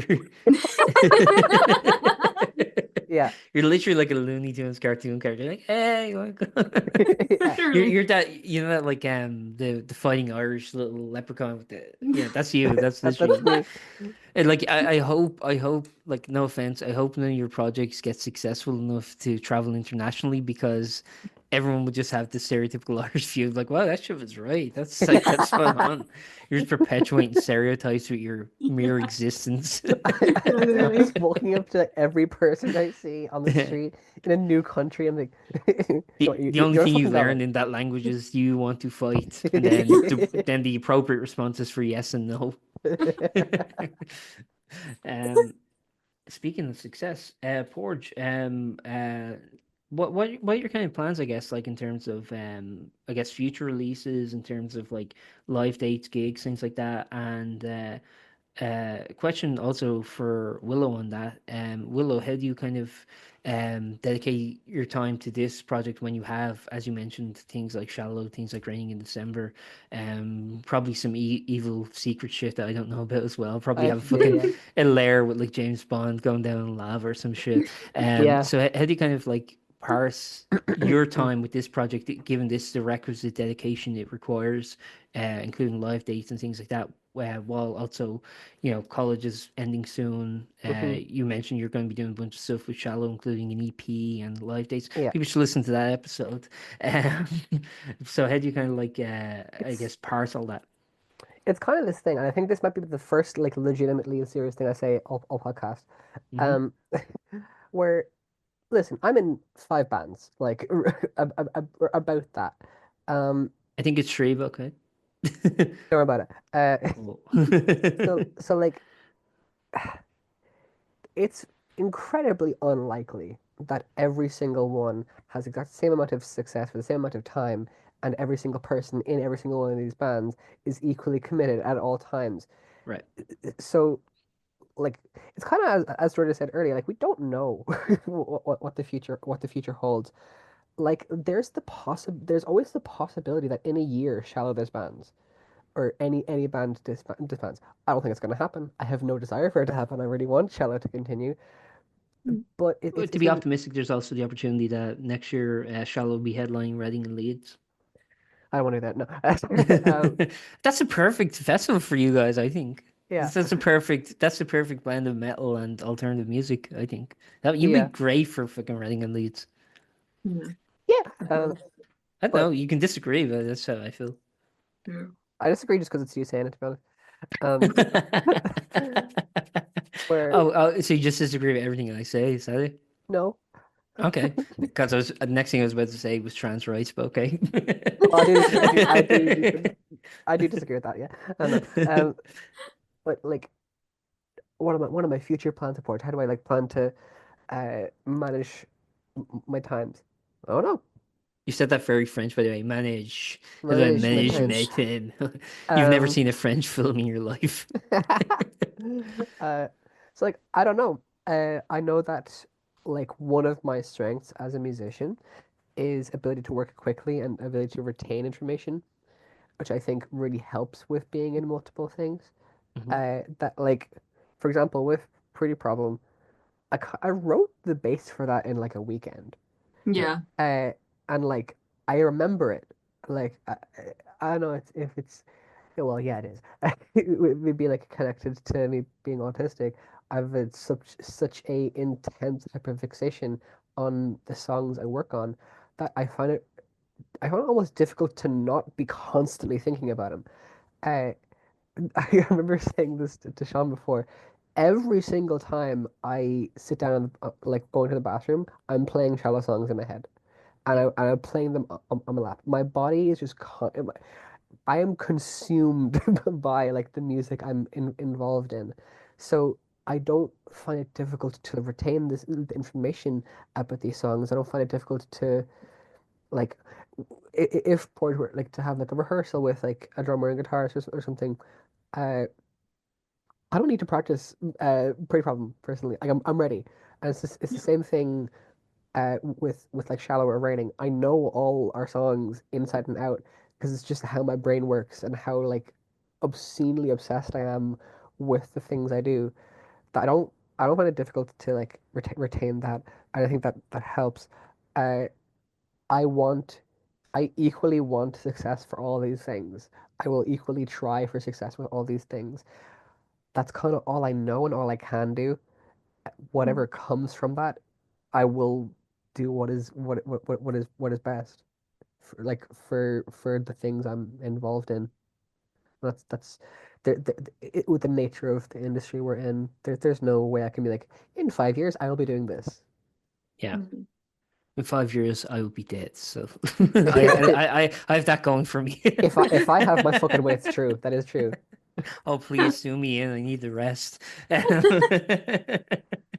And for yourself, Georgia, what do you have planned, I guess, for Porge? Is this the only project you're dedicated to, or do you play with other projects? I mean, at the moment, I'd say Porge is like my number one thing. I work with a couple of friends from home where like we'll perform at like festivals or, that kind of stuff. I have like a huge passion for like teaching music and stuff. So that's a whole avenue I definitely see myself going down with like theater and, being able to travel for that, I think would be such like an amazing experience. But Porge would definitely be my number one focus. I would say at the moment, my main goal is to just build up on songs, build as much material as possible. Um, because I have learned through the process, like the writing and like the photography and doing the videography and all this kind of thing. Like that's like for me, like the sweet spot, like where I Yeah. really, really enjoy stuff. Um, And so do, I do you have like definitely a little team you work with, or is it constantly just like freelancing for each of those when you need? Yeah, so I work with kind of basically like kind of a bit of everyone. So my videographer is an old friend I've had since I was like 10 years old. Her name's Emily Reed. She's very, very talented. She also does acting as well. She started filming when she was about like 18, maybe 19. I could be wrong there. Sorry, So could I she just ask wanted. this for me, just like parsing all this up? Ori ID, yes, Yeah, yeah, perfect. yeah, No, yeah. just so I can give credit and all that. Yeah. Yeah, of course, of course. It was more like a freelance kind of thing for them, like wanting like the experience. Like I know Emily, her main focus is her acting, so she kind of wanted to be able to revisit those things and be able to build up on those old passions, I suppose, which she's really enjoying. And then my photographer is my partner's sister, Aoife Tai. She is so unbelievably talented. Um, she studied like arts and photography and all that kind of fun stuff. So when I needed a photographer, I was like, Miss Girl, gimme, gimme. Um, I'm sorry, just again, I'm sorry, to spell the surname. Tighe. Perfect. Yeah. So If I yeah. don't ask this, I'm gonna like fuck it up. No, So it's cool. Don't even stress. No, like you're fine. But yeah, I would say like I had like I don't know if you want to say like a non-professional kind of team, like the whole thing of like building your village and kind of people just gaining all their experience. I had my producer Yazin as well, Yazin Katua, who's also in BIMM. Shout out to him. He did an awesome job. So yeah, it was like I think at the moment because I have those people around me, the goal is just to create as much as I can and genuinely enjoy the process. Kind of tying into like stuff with my epilepsy, I haven't not to be like depressing, but it's very hard sometimes to like enjoy life and like sure, exist yeah. comfortably. Like a lot of people experience for one reason or another, you know what I mean? Now that I'm kind of in a place where I can, I am looking forward to literally just sitting down and writing and just like existing in that process. That's the part I think that I'm really getting into now. And like kind of the same with Willow, like and what she's saying, like it's kind of throwing shit at the wall and seeing what sticks kind of thing. I know like I love teaching. I know I love to do those things. But when it comes to Porge, I know it's something I'm going to always adore and have a passion for. So it's just like, oh, I really like this thing. Chuck, splat. Yeah. Okay, maybe it might work. And that's just kind of where I'm at, I think, so far with it. And then the other thing I wanted to ask based on that was sorry, I forgot the question. I'll tell you. There was It's something you okay. said there, and I was like, shit, I need to retain that. I have a Yeah, terrible there's something I memory. wanted to ask. I don't know what it is though. Yeah, kind of. Oh, yeah, I remember what it was now. You something we're gonna kind of gloss over, but you mentioned being in BIM. Oh, Um, yeah. I assume you're in your fourth year now, if I'm doing Yeah. the chronology correct, because I know Willow Yes. was. Yeah. So have you been utilizing the resources there to record your music? And when that's no longer an avenue, do you have kind of like plans for that, I guess? I mean, to be honest, it's very hard sometimes to use the resources Yeah, in the college because there are so many students it's who, all overbooked. yeah, it's It's all overbooked, honestly, and also for the actual studio, like if we wanted to record drums at BIM, you yeah, are not able to book them unless you're in the production stream. So in order to do that, you need to befriend someone in the production stream, yeah, get them to book it, and then they have to be there and like they have to record you. So if you had like say I wanted to like record drums with Yazin, yeah, and we had to do it through BIM, we then the only way for us to do that is to find a production student, befriend them, get them to book it for us, have them show up, but not be involved in the recording process at all because he hasn't wants to do the recording. So they're Like, just here, go sitting get a there. coffee, go have a cigarette. Yeah. yeah, So like it's one of the few things in like the resources in BIM where like that's just fucking dumb. Uh, Yeah. yeah, where I'm like, I mean, I get it too, though. I mean, like if you have limited resources, you have to kind of, I guess, parse it out to the people yeah, who are going to be who are there to use it. If you know what I mean. I get it. I mean, like I don't know, like idealistically, like everyone would have access to it, but at the same time, if there is only so many spaces and only so many hours in the day and all these things, you have to kind of yeah, make some decisions. So it's like capitalism. It's not a great system, but it's the best one we have. yeah. I sure, definitely dude. think it can be That's what I difficult. always say. Yeah, no, but like I totally get that because like I think that's the thing with BIM sometimes is like one of its downfalls is how small the college is and Yeah. there isn't all those resources and you have so many musicians, you have so many creative minds who want the space but don't always Hmm. have it. I have the privilege of living at home with my Yeah. family and I have more space that's mine. But like, if you're living in Dublin, you're in a small apartment, you're trying to pay rent, like, you know, going out and like booking a studio sometimes isn't always an option Yeah. financially and that can be like really difficult. I know Pretty Problem was literally recorded in my producer's bedroom makeshift studio Okay, because so you're doing home recordings for the yeah, yeah, that's perfect. Yeah. basically where everything was done because I was like, money, what is she? I didn't Yeah. have it. So I Yeah, was no, like, absolutely. I ended up saying to Yas and I was like, can I like, I don't know, like maybe use all of your equipment? he was like, he Like was like, yeah. I'll give you 10% of the 10 cents I earn on Spotify. Right. No, he was a real one, like proper real one. Like, we could book like tutorial rooms, like small rooms to like discuss things or like do whatever like that. But honestly, you're almost wasting your time trying to book those things when you can just either figure it out like on your own in your own space or booking a place that you're gonna get a spot in, you Yeah. know. It can be rough out there. Well, at least you have that kind of future proof, I guess. Make the connections who have their own space, and then when you're tight with them, they'll be there for you. That's Yeah. smart. That's smart thinking. You guys Yeah. are smart. You guys are Big smart people. brain. Listen, don't let the fact that you went to BIM discourage you from thinking that you're smart. That's all I'll say. Yeah, honestly, should have gone to Trinity. I'm sorry, BIM. BIM people are lovely. I just, I have to take the piss. Um, I one think thing I was BIM just, people will slag themselves for going to BIM. yeah, Yeah. that's it, as they should. The only thing I BIM was, is like the worst college ever, and I don't regret going. Yeah, literally. that should be on like the fucking that should be on Like like the plaque outside the college. like this is Hmm. this is Willow this is Leavey this place is a 2026. shithole, but you won't regret it Yeah, Yeah. yeah, somehow. yeah. You kind of you become endeared to the shitholes in your life. I think. Kind of. Yeah. It is true. I mean, there's kind of a scrappiness, I guess, too, where it's like, we're fucking family going through a shit scene, man. I don't know. Not get too romantic That about it, but there no is no something about that going to shit that's colleges. Yeah. that's honestly what the past years felt like with like Georgia, with Sean, and with like Daria and like Glenn and stuff like that. Yeah. Like our kind of like little like friend group going through fourth year. Yeah. Uh, and I think at every single point in every single assessment, every one of us are just like yelling at each other, like, "What do I do?" Like I know That's so real. for the Like, essay that I was just submitting last night, that fucking thesis on disco music and queerness and uh, uh, Could you send that to me? I actually would like to read that, by the way. sure. Perfect. No, actually, seriously, I would like to read it if you could send us a copy. Sure. I Sounds do think it interesting. actually ended up being really good, which I'm almost like annoyed about because I'm like, you this module and you don't not you, Darren. I'm just gonna publish it on my site under my own name. I'm like, this module does not deserve the effort I put into it. Yeah. But like I had to Daria, resource. I had to put citations. I did it all. I had to put my name to it. Oh my God. yeah, I had to write a bibliography. yeah, like Daria was in that class with me for that Yeah. module, so and both of us were like, I fucking hate this shit. I don't know what I'm doing.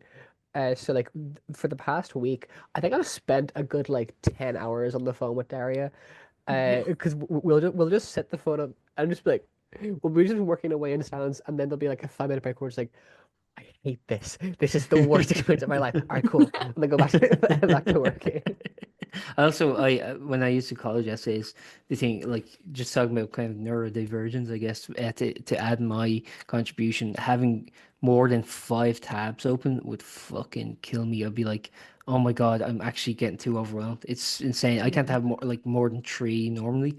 5 fucking breaks me. Yeah, Honestly. and that's one of the difficult things about it. Like I was using, uh, like so I had my essay open. I had another document for like notes about the essay, like Yeah. ideas I'd have. I'd throw them in there. I'd have like Google Scholar open. I have like the BIM library open. Mhm. I'd have the sample essays on a different thing. I don't know. I legitimately don't know how I did it. Yeah. Um, So bad. I think I fully blacked out when I got home from college yesterday. I was like, I'm just gonna finish it. Yeah, and then also you're doing like promo for like your projects and stuff at that time too, which is insane. Imagine you on like Who Art Thou just fucking writing your essay on Paradise and you're like, yes, yes. It's an interesting thing to balance, especially like I've noticed it particularly with Shallow in the past like week where uh both of us, both Sean and I, are have access to the Shallow account. Uh, I think we haven't actually like talked about this, but I think we naturally just kind of balance each other out where like I know when he's in work, I know when Yeah. he's really really really busy. It's like on Tuesday, like he was in work. So like I went on my channel account and I was like, but Trailer's out in a few days. Just do a little bit of promo there, and then there'll be days like And this then you where look and I'm. he deletes the post. I'm Um, not dealing with this now. yeah, we just kind of like balance each other out in that way, like, or I will like a few days ago, like I came home from college and I saw he had put up on the Shell account like, oh, like, try that in a few days, like, oh, like, listen to it, and so I was just like, okay, we're doing that. So I was on my account, I just put up on mine, so we're just kind of like communicating without communicating, Sure. Yeah. and just kind of Your balance. symbiotic brain. Yeah, just kind of balancing each other out in terms of like being aware of what the other is doing and be like, oh, we haven't done this in like a day, like I'll do that this time and that sort of Yeah. thing. One final thing I'll add just before I let you just get on with your day. I was thinking you were kind of mentioned that a lot of the project, a lot of the kind of material you're doing with both Porge and Shallow, were based on like stuff you were doing for BIM for like assessments. I was wondering how would you feel if like as this career was picking up momentum, you realize that in your contract with BIM, they own the intellectual property, everything you create for them, and then you get sued by them. How would you feel about that? I'd win. He's being the Yeah. court. Yeah. Uh, because honestly, if BIM tried to sue Porge for like pretty problem, I'd hand them my 6 year mace and go like, play it then. Yeah, literally. And they do. You're like, They do it better, and I'm like, Yeah. huh? oh, What would you do if you like hand them your 6 string bass to play the riff and then they just go, oh sorry, I don't know how to play guitar. I think at that point I legally have to like quit. Your Honor. That's bullshit. He doesn't even know it's a bass. And the judge like, I thought it was a guitar too. It has Respectfully, 6 strings. yeah. Yeah. Your Honor, you wasn't even there. Yeah. The judge goes, give me that. He just like takes it, just starts to open the in front of the courtroom. It's like, that sounds pretty good. It's not plugged in. It's just like ding, ding. Yeah. He takes his, like, the little microphone they have so that everyone in the courtroom can hear. Just puts it up. It sounds like shit, but you can kind of make it out a little. Like, the jury starts clapping along. And then in that, it's just me and Georgia like staring down the BIM admin who are like trying Yeah. to get her money. And then you're like, so do we win? And Ray goes, oh yeah, fine, whatever. Just let me keep this. And then he comes out next year with like the best prog rock album anyone's ever heard in their goddamn lives. Recorded at the Four Courts. Recorded during a court session. It's just like has that like Midwestern emo thing, where you have like the riff and then you have like people talking, but it's just Yeah. people giving depositions. It's just like, and Your like Honor. legally he's not allowed at all to use that, but he does anyway. He's like, "What are you gonna do, my judge?" We're I'll gonna just sue say the I'm innocent. judge. Yeah, sue the judge. See how that goes. Do you know what kind of lawyer the judge has? And the other thing I wanted to mention again, not relevant to anything, but it's just a stupid image I have in my head, and I had to get out. You were talking about how you have to kind of make friends with the people who are actually on production modules at BIM in order to get studio time. I'm just picturing like Willow outside the studio, like full jacket, like glasses, trench coat, and everything. Going, hey, just like listen to people to come over. It's like, what would you say to this? And she just takes out like a fucking €10 voucher to TGIF for this. And she's like, what? You got studio time? This is yours. Yeah. That's like how you bribe people. It's basically You how it get happened. reported. Yeah. Like when Raining recorded Faith, we did it because Vinny had a friend in the production stream who's now graduated. And He we has did the so many exact same. friends, Vinny. He needs to call 5. Cool. Nah. Cool. Yeah, 5. Well, I just mean not in a genocidal way. I think it is. And then like Shallow did the same thing when we were recording Betrayal. Uh, I did a thing, I think it's in the industry called networking, Mhm. where I messaged that producer or that recording engineer. I was like, "Hey, it's Willow from Radio December. I'm in another band. Can you record our drums, please?" And he was like, "Yeah." And we And then recorded. suddenly his profile just disappeared. I don't know, Uh, I think the idea of just blocking people just out of simple requests is just the funniest idea ever. Not and, even saying no, just like blocking them for no just reason. block. Hey, can we record drums with you? And it's just like you can no longer message this account. Yeah, exactly. But we ended up recording the drums And for Sean rings up, Betrayal. how'd it go with that guy? Like, I don't know. We ended up recording the drums for that with him on his very last day he could ever book it. Oh, that's beautiful. That's kind of Uh, sweet. yeah. Yeah. So we can't do that for Porge because he's gone. I don't know. Are you, I are don't you a know. sentimental person, Willow? Do you find sentiment in things like that? The beauty in things like that? Or are you I a think cold-hearted ironically, bitch? See, it's not nice to be called it, is it? It's not nice to be called it, is it? Got your back, Georgia. Never say I didn't do anything for you. Oh, thank you. Never say I didn't do anything for you. this podcast is fucking crazy. He's called me a Willow bitch. never called anyone a bitch again. Oh, dude, please. Willow, I'm begging you, please, after this, contact Sean and just be like, if you thought the fucking Shallow interview was crazy, and don't extrapolate, just like make sure he listens to it. Yeah. What was I gonna say? You were talking about recording drums with Shallow with the guy on his last day. Yes. Yeah, it's a sentimental thing. Ironically, despite me being a fucking bitch, uh, I wouldn't say that. you're a really nice guy. I wouldn't No go that far. comments. I didn't say fucking bitch. Despite that fact about me, I am like such an emotional person. Yeah. Like yesterday, I had my last class ever, and I was leaving it with Daria, and we were walking, and I was just like, "That's her last class." Yeah. We Let don't me have tell you, any- as someone who's been there, you get over it very quickly. Yeah. Like No, after the summer, that's gone. Oh, that's like gone. and the funny thing is, No one else I've seen is like that. Everyone else is just like, fuck yeah, fuck you, Just BIMM. blaring Song 2 by Blur. Woohoo! Yeah. There I am like, I'm gonna miss sitting at this really shitty, like uncomfortable chair. You're Meanwhile, like, I send Willow a little like note thing on my phone when we were sitting in our last class for songwriting and producing. And I go, God, isn't this crazy? It's gonna be our last class. And I just see typed back in the tiniest letters, shut up. Yeah. I was like, I can't deal with the emotional impact of what you just said right now. We're in that class. I'm picturing Willow like doing therapy and like the therapist trying to like extrapolate out emotions and like Willow just kind of like, shut up. Honestly, that's what I am like in therapy. You Yeah. could ask my therapist. I'll give you a route. No. I think that would be very unethical. Like, I just have the therapist on the podcast. Like, what about Willow? Yeah, she's a fucking bitch. That's what I said. No, no, I'm just trying to outdo the therapist as a good person. Like, oh, I don't know about that. I wouldn't go that far.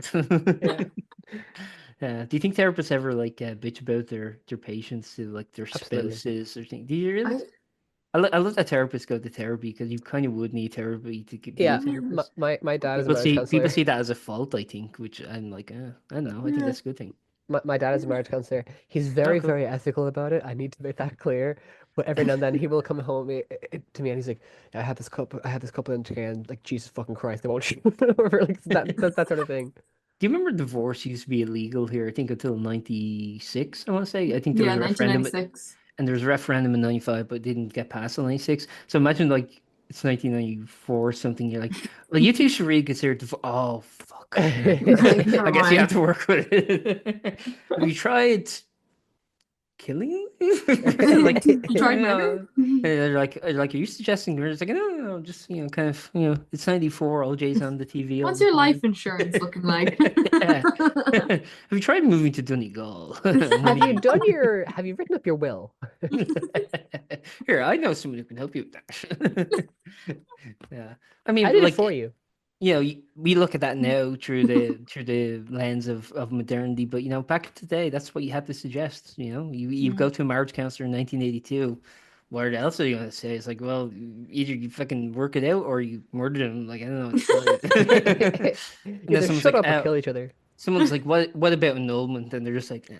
Like, I stupid mean, thought. yeah, annulment. It's like, what about like you legally stay married, but you just like live completely separate lives? Yeah. And they're like, no, we have to kill each Have you other. tried cheating? Have you tried infidelity? I And highly then murder. recommend. It's like, what do you do? That's like, oh yeah.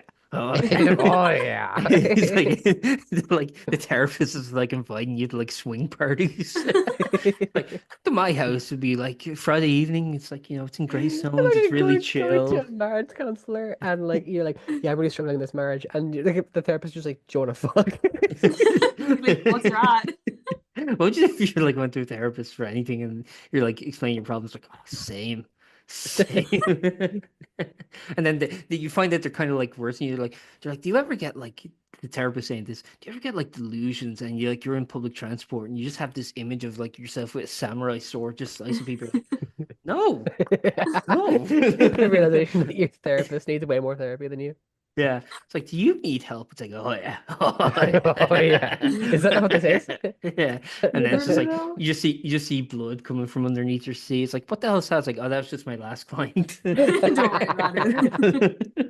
That's basically just all my guidance counselors from school growing up. Like, no joke, literally. Yes. Guidance counselors are the worst. I had a guidance counselor who this is a true story, by the way. This sounds like bullshit. I promise you it's true. Um I had no aspirations as a teen. I just like was a completely middling student, didn't really care what I was doing. And my guidance counselor was kind of like what would you like to do, whatever, like aspirations wise. And I was like, I swear to Christ, I was like, I can't want to be a baggage handler at the airport. I think that's cool. You just get paid to put bags on like a conveyor belt and get paid, and you get to be up at like 2 in the morning. That's such a laugh. And I was like, could you do that? And I kind of wasn't taking the piss. And she was like, I don't even know what the qualifications for that would be. I guess you'd have to do some health and safety thing. I think that's how I ended up in media, believe it or not. I kind of just went, Oh. I don't know what else to do. I guess I'll do media studies. It reminds me of my dad telling me this story about a friend Actually, of after I his. told that story, I realized I was in the A wrong friend? there. Go ahead, sorry. Never mind. No, it's fine. It's fine. No, go ahead. Um, my I dad told love me the interrupting story. women. No, I'm joking. That's true. That's Um, true. uh, I just get excited.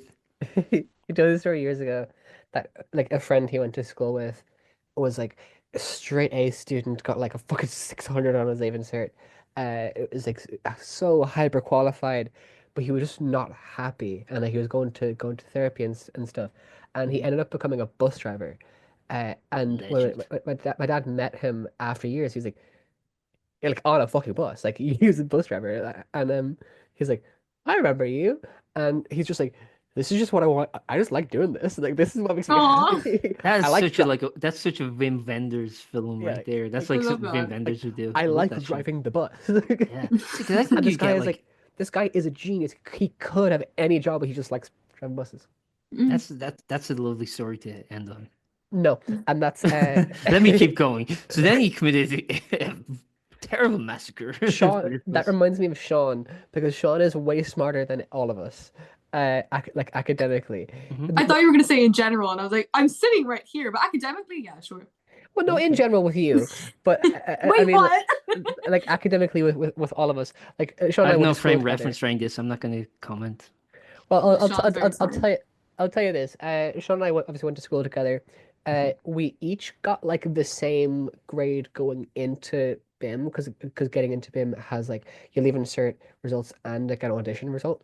Right. Mhm. Uh, and like I got a higher grade in the audition result, and Sean got a way higher grade academically than me. Yeah. He got like a near perfect grade in secondary school on all of his exams. Yeah. And he's just been like that. So like and like I remember when we were in school, he was doing like this like science club, just like extracurricular stuff. He was just a scientist. Yeah. And I'm like, so that's why I'm like, okay, you definitely like music because you could have a more stable career than this shit. Have you ever considered, because when we spoke, they were talking about the financial realities of trying to get recording stuff. Has he considered, and I'm not encouraging this, but has he considered making methamphetamines Have you with his considered using your science? intellect for evil? Yeah. Yeah. Well, no, just for economic necessity. Look, if something's outlawed and there's the demand doesn't go away, the supply goes on the black market, he's just facilitating the need. He just has to do it extra legally, you know? Hmm. I'll bring this up to him. Yeah. By the I way, mean, this podcast could never go out. no. I mean, I'm before, not giving all my good ideas. Sorry, well, I guys. mean, before I decided to do music, I was going to do I sold meth. psychology. Oh, sorry. Before I decided to do music, I sold meth, 16, making it myself. But like, I wanted to do psychology, and I remember I told my English teacher at the time, and I was like, "Oh yeah, I think I'd either do like psychology and criminology, but I want to do music." And she was like, "Oh, okay, so you either want to help sad people or be one of those sad people." And I was Oh, like, uh, I mean, um, that that You know, reminds for me an actually when I was going into school, uh, I knew I wanted to like go into music. I wasn't sure in what degree, uh, but my other options because like there's like all like about my interests. Like music is obviously the biggest one, but I'm also like really into like dinosaurs and animals and stuff. Mm. I wanted to be a paleontologist when I was a kid, Are you happy and then that the dire wolves are back? the what? The dire wolves are back. They went extinct, but fucking Jurassic Park. Man, it's a fascinating story. Look that up. Dire wolves. Okay, oh, They I went extinct and now they're back. we need to end this soon. No, Yeah. but I have to find a dire wolf. I think there's I only will one at get the one. moment. It would Uh, suck if you could only make one, and then it's like, well, there's nothing for it to reproduce with, so fucking make sure this one is. God. yeah, but so like I wanted to go into like either paleontology or veterinary, stuff, or Because you were something inspired by Ross from Friends. Go on. real. Yeah. That's that sort of stuff. We were on a Yeah. break. But I'm glad that I wanted to do music because I'm not gonna like disclose everything, but let's just say I did. Let's just say I could not have gone into veterinary like from a legal start. Yeah. Like that's When such the like dog, such if a the high dog's thing. dead, is that a bad thing? Stop breathing. I am nowhere near like academically intelligent enough to get into veterinary school. I'm just picturing like someone brings a cat in and like Willow's like, yes, this is, and she's like quickly like like looks at a nearby chair, a cat. Very funny. So it brings her sick cat in and at her playlist extreme bass. It's like examining the cat. It's like, oh yes, the problem is with her tail. No, I think Just like there's a big diagram of a cat and just like head, legs. It's not even like accurate like stuff. It's just like an arrow pointing to like the entire leg. just like for your entire career that you're working as a veterinarian, you're just like, it's my first day. I just want to remember. I just want to let you guys know. So if your animal is dead at the end of here, just cut me some slack. Every now and then, like once or twice, I have done that in my job. I Where, picture someone just like crying over their dead animal and like, well, sorry, is that a bad time to discuss payment? it's like I remember like a couple of times I worked in a cafe where I'm pretty experienced. I've been at this cafe for nearly 3 years, but there's once or twice throughout the years where someone is being like just not like a complete asshole, but I'm like, you're being a bit of a dick. I'm gonna make Right. you feel bad. Where I'm like, I'm so sorry, it's my first day, and it's not. But those like, oh, I'm sorry. I'm like, it's okay. And then I go make them a coffee. And then Yeah. they look behind, there's a plaque that says like employee of the month. For like 16 years. Yeah, yeah. It's like that SpongeBob thing. Well, Yeah, I was fucking... thinking of that. Yeah. I think we should end this interview based on something Willow said, which is we just randomly out of context just quote Friends memes. Pivot, pivot. That's all I know. Oh Yeah. God. How you I doing? remember the way we ended the last podcast was fucking hilarious. I mentioned like I got my drum kit in a second hand. I stayed overnight at this place that was definitely haunted, and you go cool, and then end. Sean and I just text each other being like fucking dying I've no laughing. tolerance for that shit, man. I've no tolerance for spooky stories. It It's ain't true Halloween. though. All right, do you want to tell a story now? Sure. Go ahead. I can just see you moving your arm. Fuck. I can see you looking down. I have a fuck. You literally was like, "Do you want to tell that story?" I've hacked the mainframe. No, I'm gonna tell it to you in person so you can't interrupt me. I was go, oh hey. No, where you can You tell it to punch me me. is on your I'm not a violent person, Will, unlike somebody. You No, just like, do you want to tell that story now? when you do your YouTube channel and I'm a guest, because then you'll have dictation over all this. You'll Yeah. be the guy in control, you know? You'll Yeah. be the person behind it. I have to end this properly now with doing Mr. Podcast Guy. So I'm just Um, picturing. I'm just picturing the title of the video is like, I got my friend Aaron from at Post-Burnout on so I can tell him about how I got my drum kit. The video is just for me to be like, so Aaron, when I was 16. like I'm not in frame. So like you could just be talking to yourself. I am, but it's still at you. You get like clips from my podcast where I'm just saying things like "oh yeah" or something like that, just like as reactions, just like edit them in. And It's an audio, it's audio only. I thought about like I would never actually do this, but I thought it would be funny to do like the AI like generated voice, just pretend I'm interviewing big stars, like I'm interviewing like Jack White or something, and just get him to be like, "Do you know I'm gay?" Or something like that. Do you know who's gay? Jack White. It's like, so we're like you and Meg, there's a lot of rumors, like, were you and Megan, were you like sister, were you like siblings, or were you like a couple? Like, what's the story with that? She's like, I'm gay. I thought you said cis, as in not I was about to trans. say, were you cisgender or I'm gay. Damn, guys, both of you, I think I gotta say, you look really good for being cis. Yeah. Oh my God. Porge, socials, all that. Where can people find you? Where can people listen to your music? This is the role I hate when I have to be Mr. Podcast Guy. It's It feels so okay. fucking icky where I'm like, where can people find you? But you gotta do the You will shit. find you can find Porge on You want to give your home Instagram. address real quick? I know it's in Yeah, Selbridge, sure. but It's it's in number. Selbridge, but do you want to narrow it down a little? Yeah, I'll give you Actually, my air code. 1 second. one question real quick. I don't know if it's still the case now because it's been about a decade since I've been in Selbridge, but when I was there, Dublin bus ran through Selfridge. How do you Mhm. feel about that?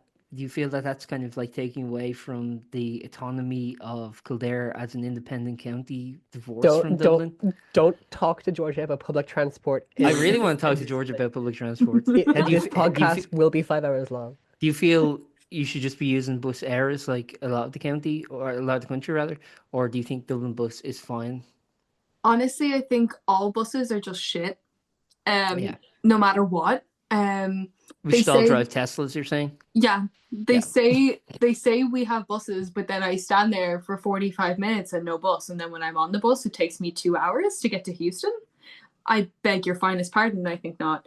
Yeah, you have to So get like if you've like yeah, because I went to college with people from Kildare and it's like they had to be up at like 5 6 a.m. to get to like a 9 a.m. class. Is yeah, insane. that's me. Yep. Yeah. So my I opinion on legitimately I buses have is that they can all go to hell.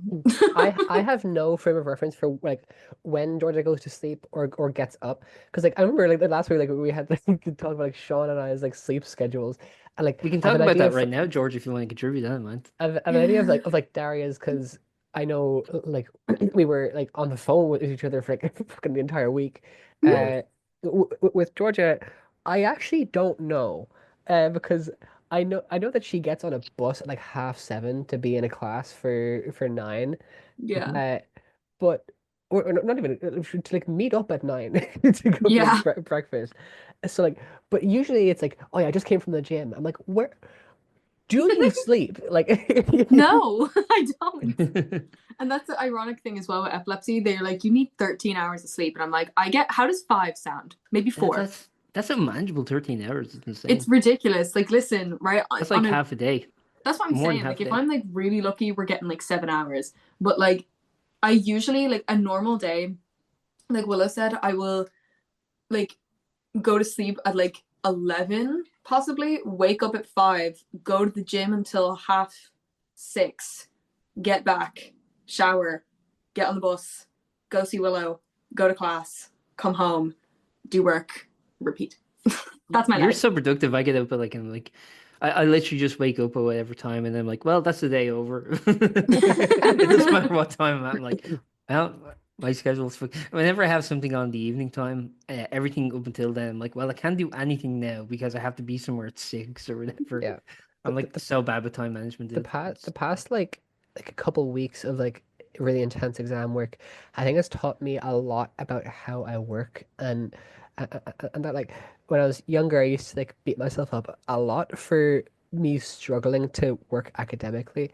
yeah. Uh, some autistic people are really good at it. I'm not. Uh, Hmm. I don't have numbers autism. I have Pokemon and dinosaurs autism. Um, so. Those are uh, the two genders. Yes. But like, yeah, when I quick work on this is taught me a lot about that and how to relate it to my sleep schedule.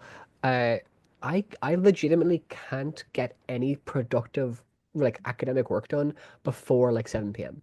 Mm, My even if I'm fully awake, like yesterday, I had a 9 a.m. class, and I got home around like 6.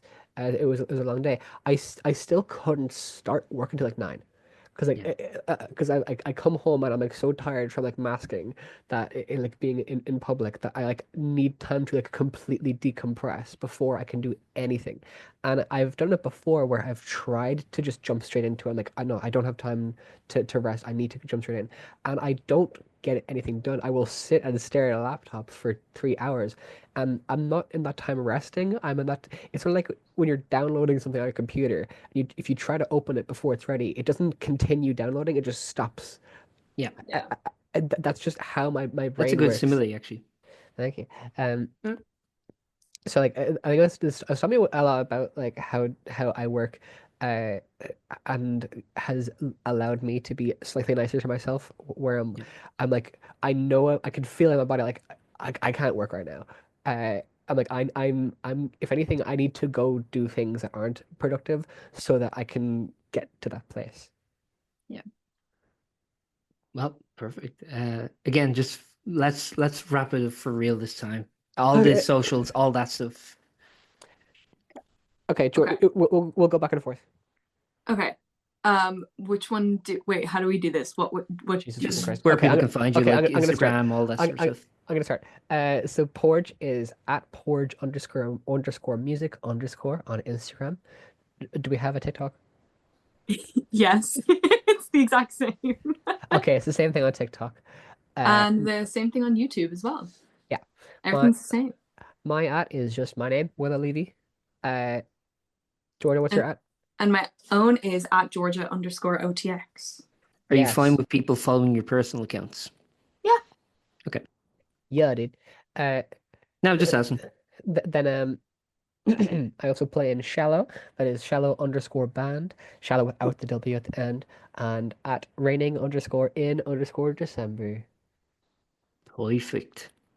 Also That's follow Robin Clayton and stream Please her single do. when it comes out.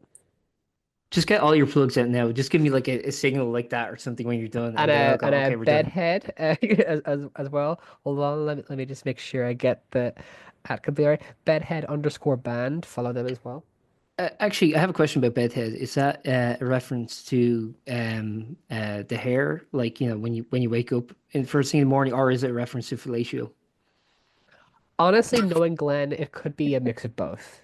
Yeah, So more it's than like likely. it's like you're. I probably shouldn't make the joke. It's like your bedhead, but not on here, like the Possibly. hair in another part of your body, kind of thing. Yo, who got the messy who waking up Just with their messy pussy hair? that's your excuse. So you're just like, I just woke up. Just woke up, guys. I just woke up. I know it's pointed in all six different directions. Well, listen, if this But episode is going to have an explicit warning because Willow said fuck once or twice, I'm going to make sure that there's that fucking rating. because I So, because I did just say messy pussy hair. mm. And Willow said that, not me. I want that on the record. Aaron, I don't know. I don't know what people are going to be bothered by nowadays. So I'm Aaron, just can like, you just remind me what was it I just said? you were talking about, I believe, vaginal pubic hair not being kempt, Hmm. Yeah. being What was unkempt. the words I used though? That wasn't the words I used. I can't remember actually now. All right. I don't remember either. Oh. I'll Yeah. do it again. It's a messy No, no, pussy no. hair. Oh yeah, that's what you said there. Well, if you remembered it, why'd you want me to say it? You already knew. Because I'm trying to out you. Oh. Out me for messy Being pussy gay. hair. Somehow that proves I'm gay. It's like, how you said it. A straight guy would never. A Exactly. bisexual guy would never. Yeah. A pan guy would never. An asexual might, but in a very Messy divorced tone. messy pussy hair. Yeah, in a very divorced kind of tone Oh where it's God, just analytical. watch this become like a new stem. Oh no, no, no. Give me showed up to like my presentation exam for my final composition Do piece you and like write? Okay, messy Willow. pussy hair. Do you write stems in your essays and then later delete them?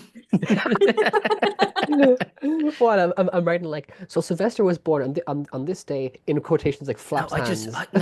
I do when I'm starting like an article for the website, like when I'm writing stuff up, it can be a little daunting, so I just fucking type mad shit at the beginning. I'll just type like JJ, whatever, just and delete it. Yeah. I don't know why. I always just it just helps me get in the I've typing mode. I've not done that. I more do the stems like what I'll do sometimes is I'll like write like 100 words, and then I'll just like stand up and just like pace back and forth while like studying. Yeah. On that note, I'll let you go. We've gone. How long do you think this interview was, Willow? I can tell you exactly. It was 2 hours and 33 minutes. There we go.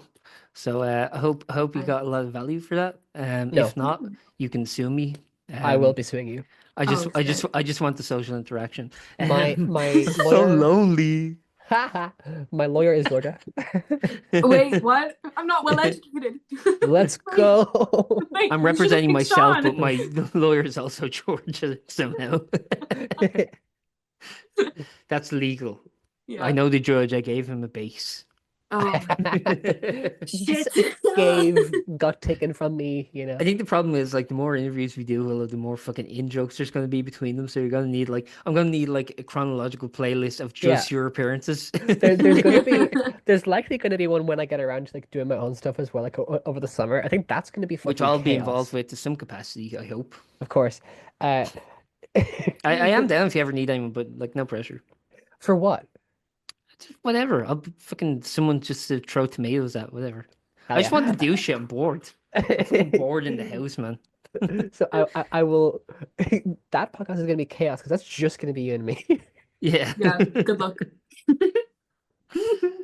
Perfect. Enjoy the rest of your day. Me There's too. not Me many hours too. left in it. Get your 14-hour sleep, I guess. I guess you'll be going to bed now, so Yeah, like if you want to get up at 5 a.m., you have to start getting ready for bed soon.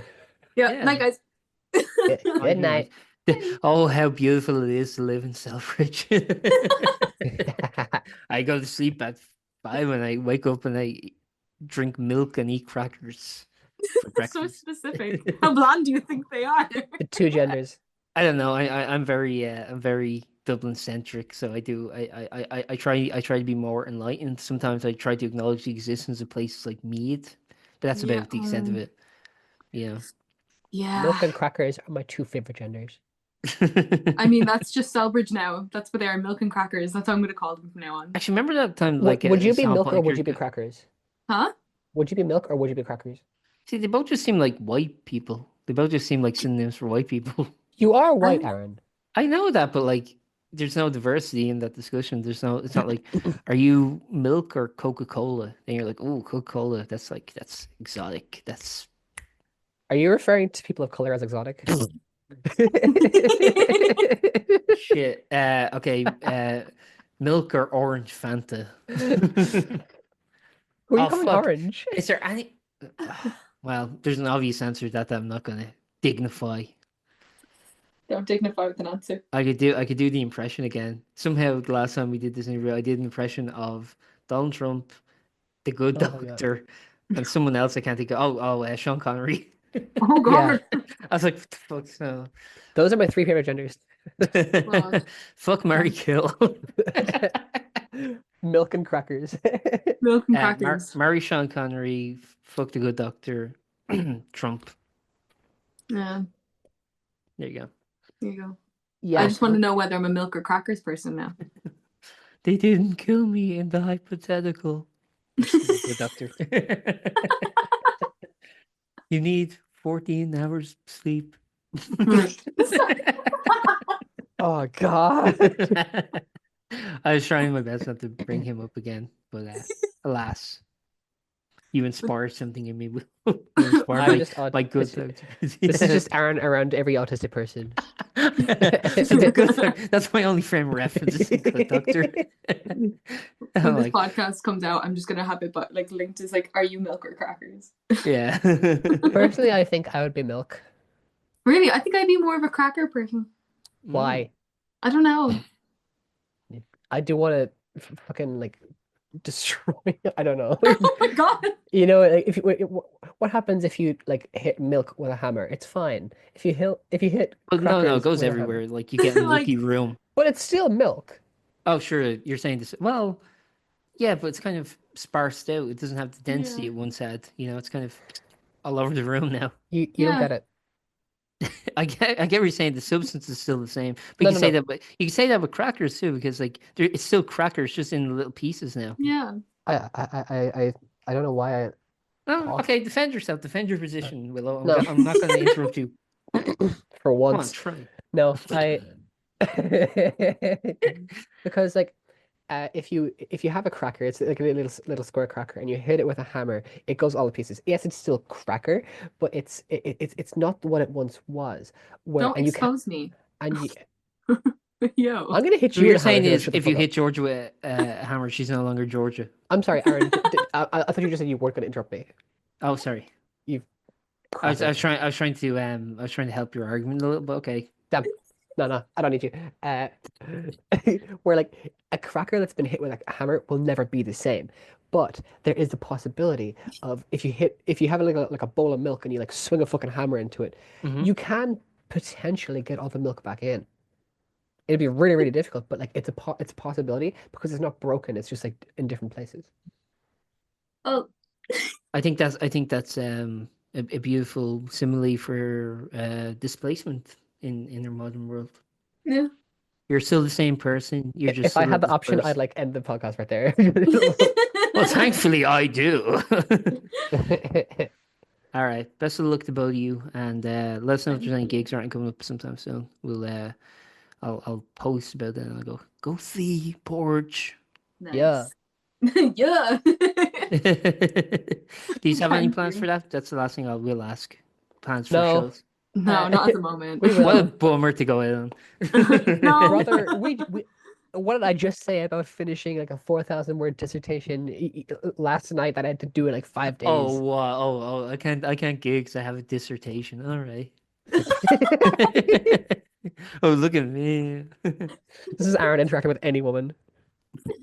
That implies I interact with women. I would never. Only No, I would. only- They always go. They're Like I was always just scared. trying to order a coffee. The barista just like, ah.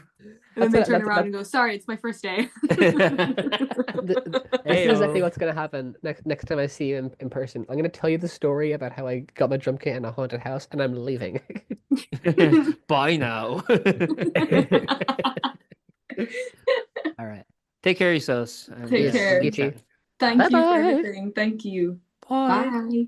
Thank you for listening to that episode of Post-Burnout.com interviews. We're an independent venture run by yours truly, and as I said at the beginning, liking, rating, subscribing, and sharing really helps us out a lot. If you're feeling extra generous, we do have a PayPal donation link in the episode description, but don't feel obligated, of course. We've also begun releasing occasional exclusive episodes on Spotify, so subscribe there if you'd be interested in hearing those. Thanks again for listening, and see you next time.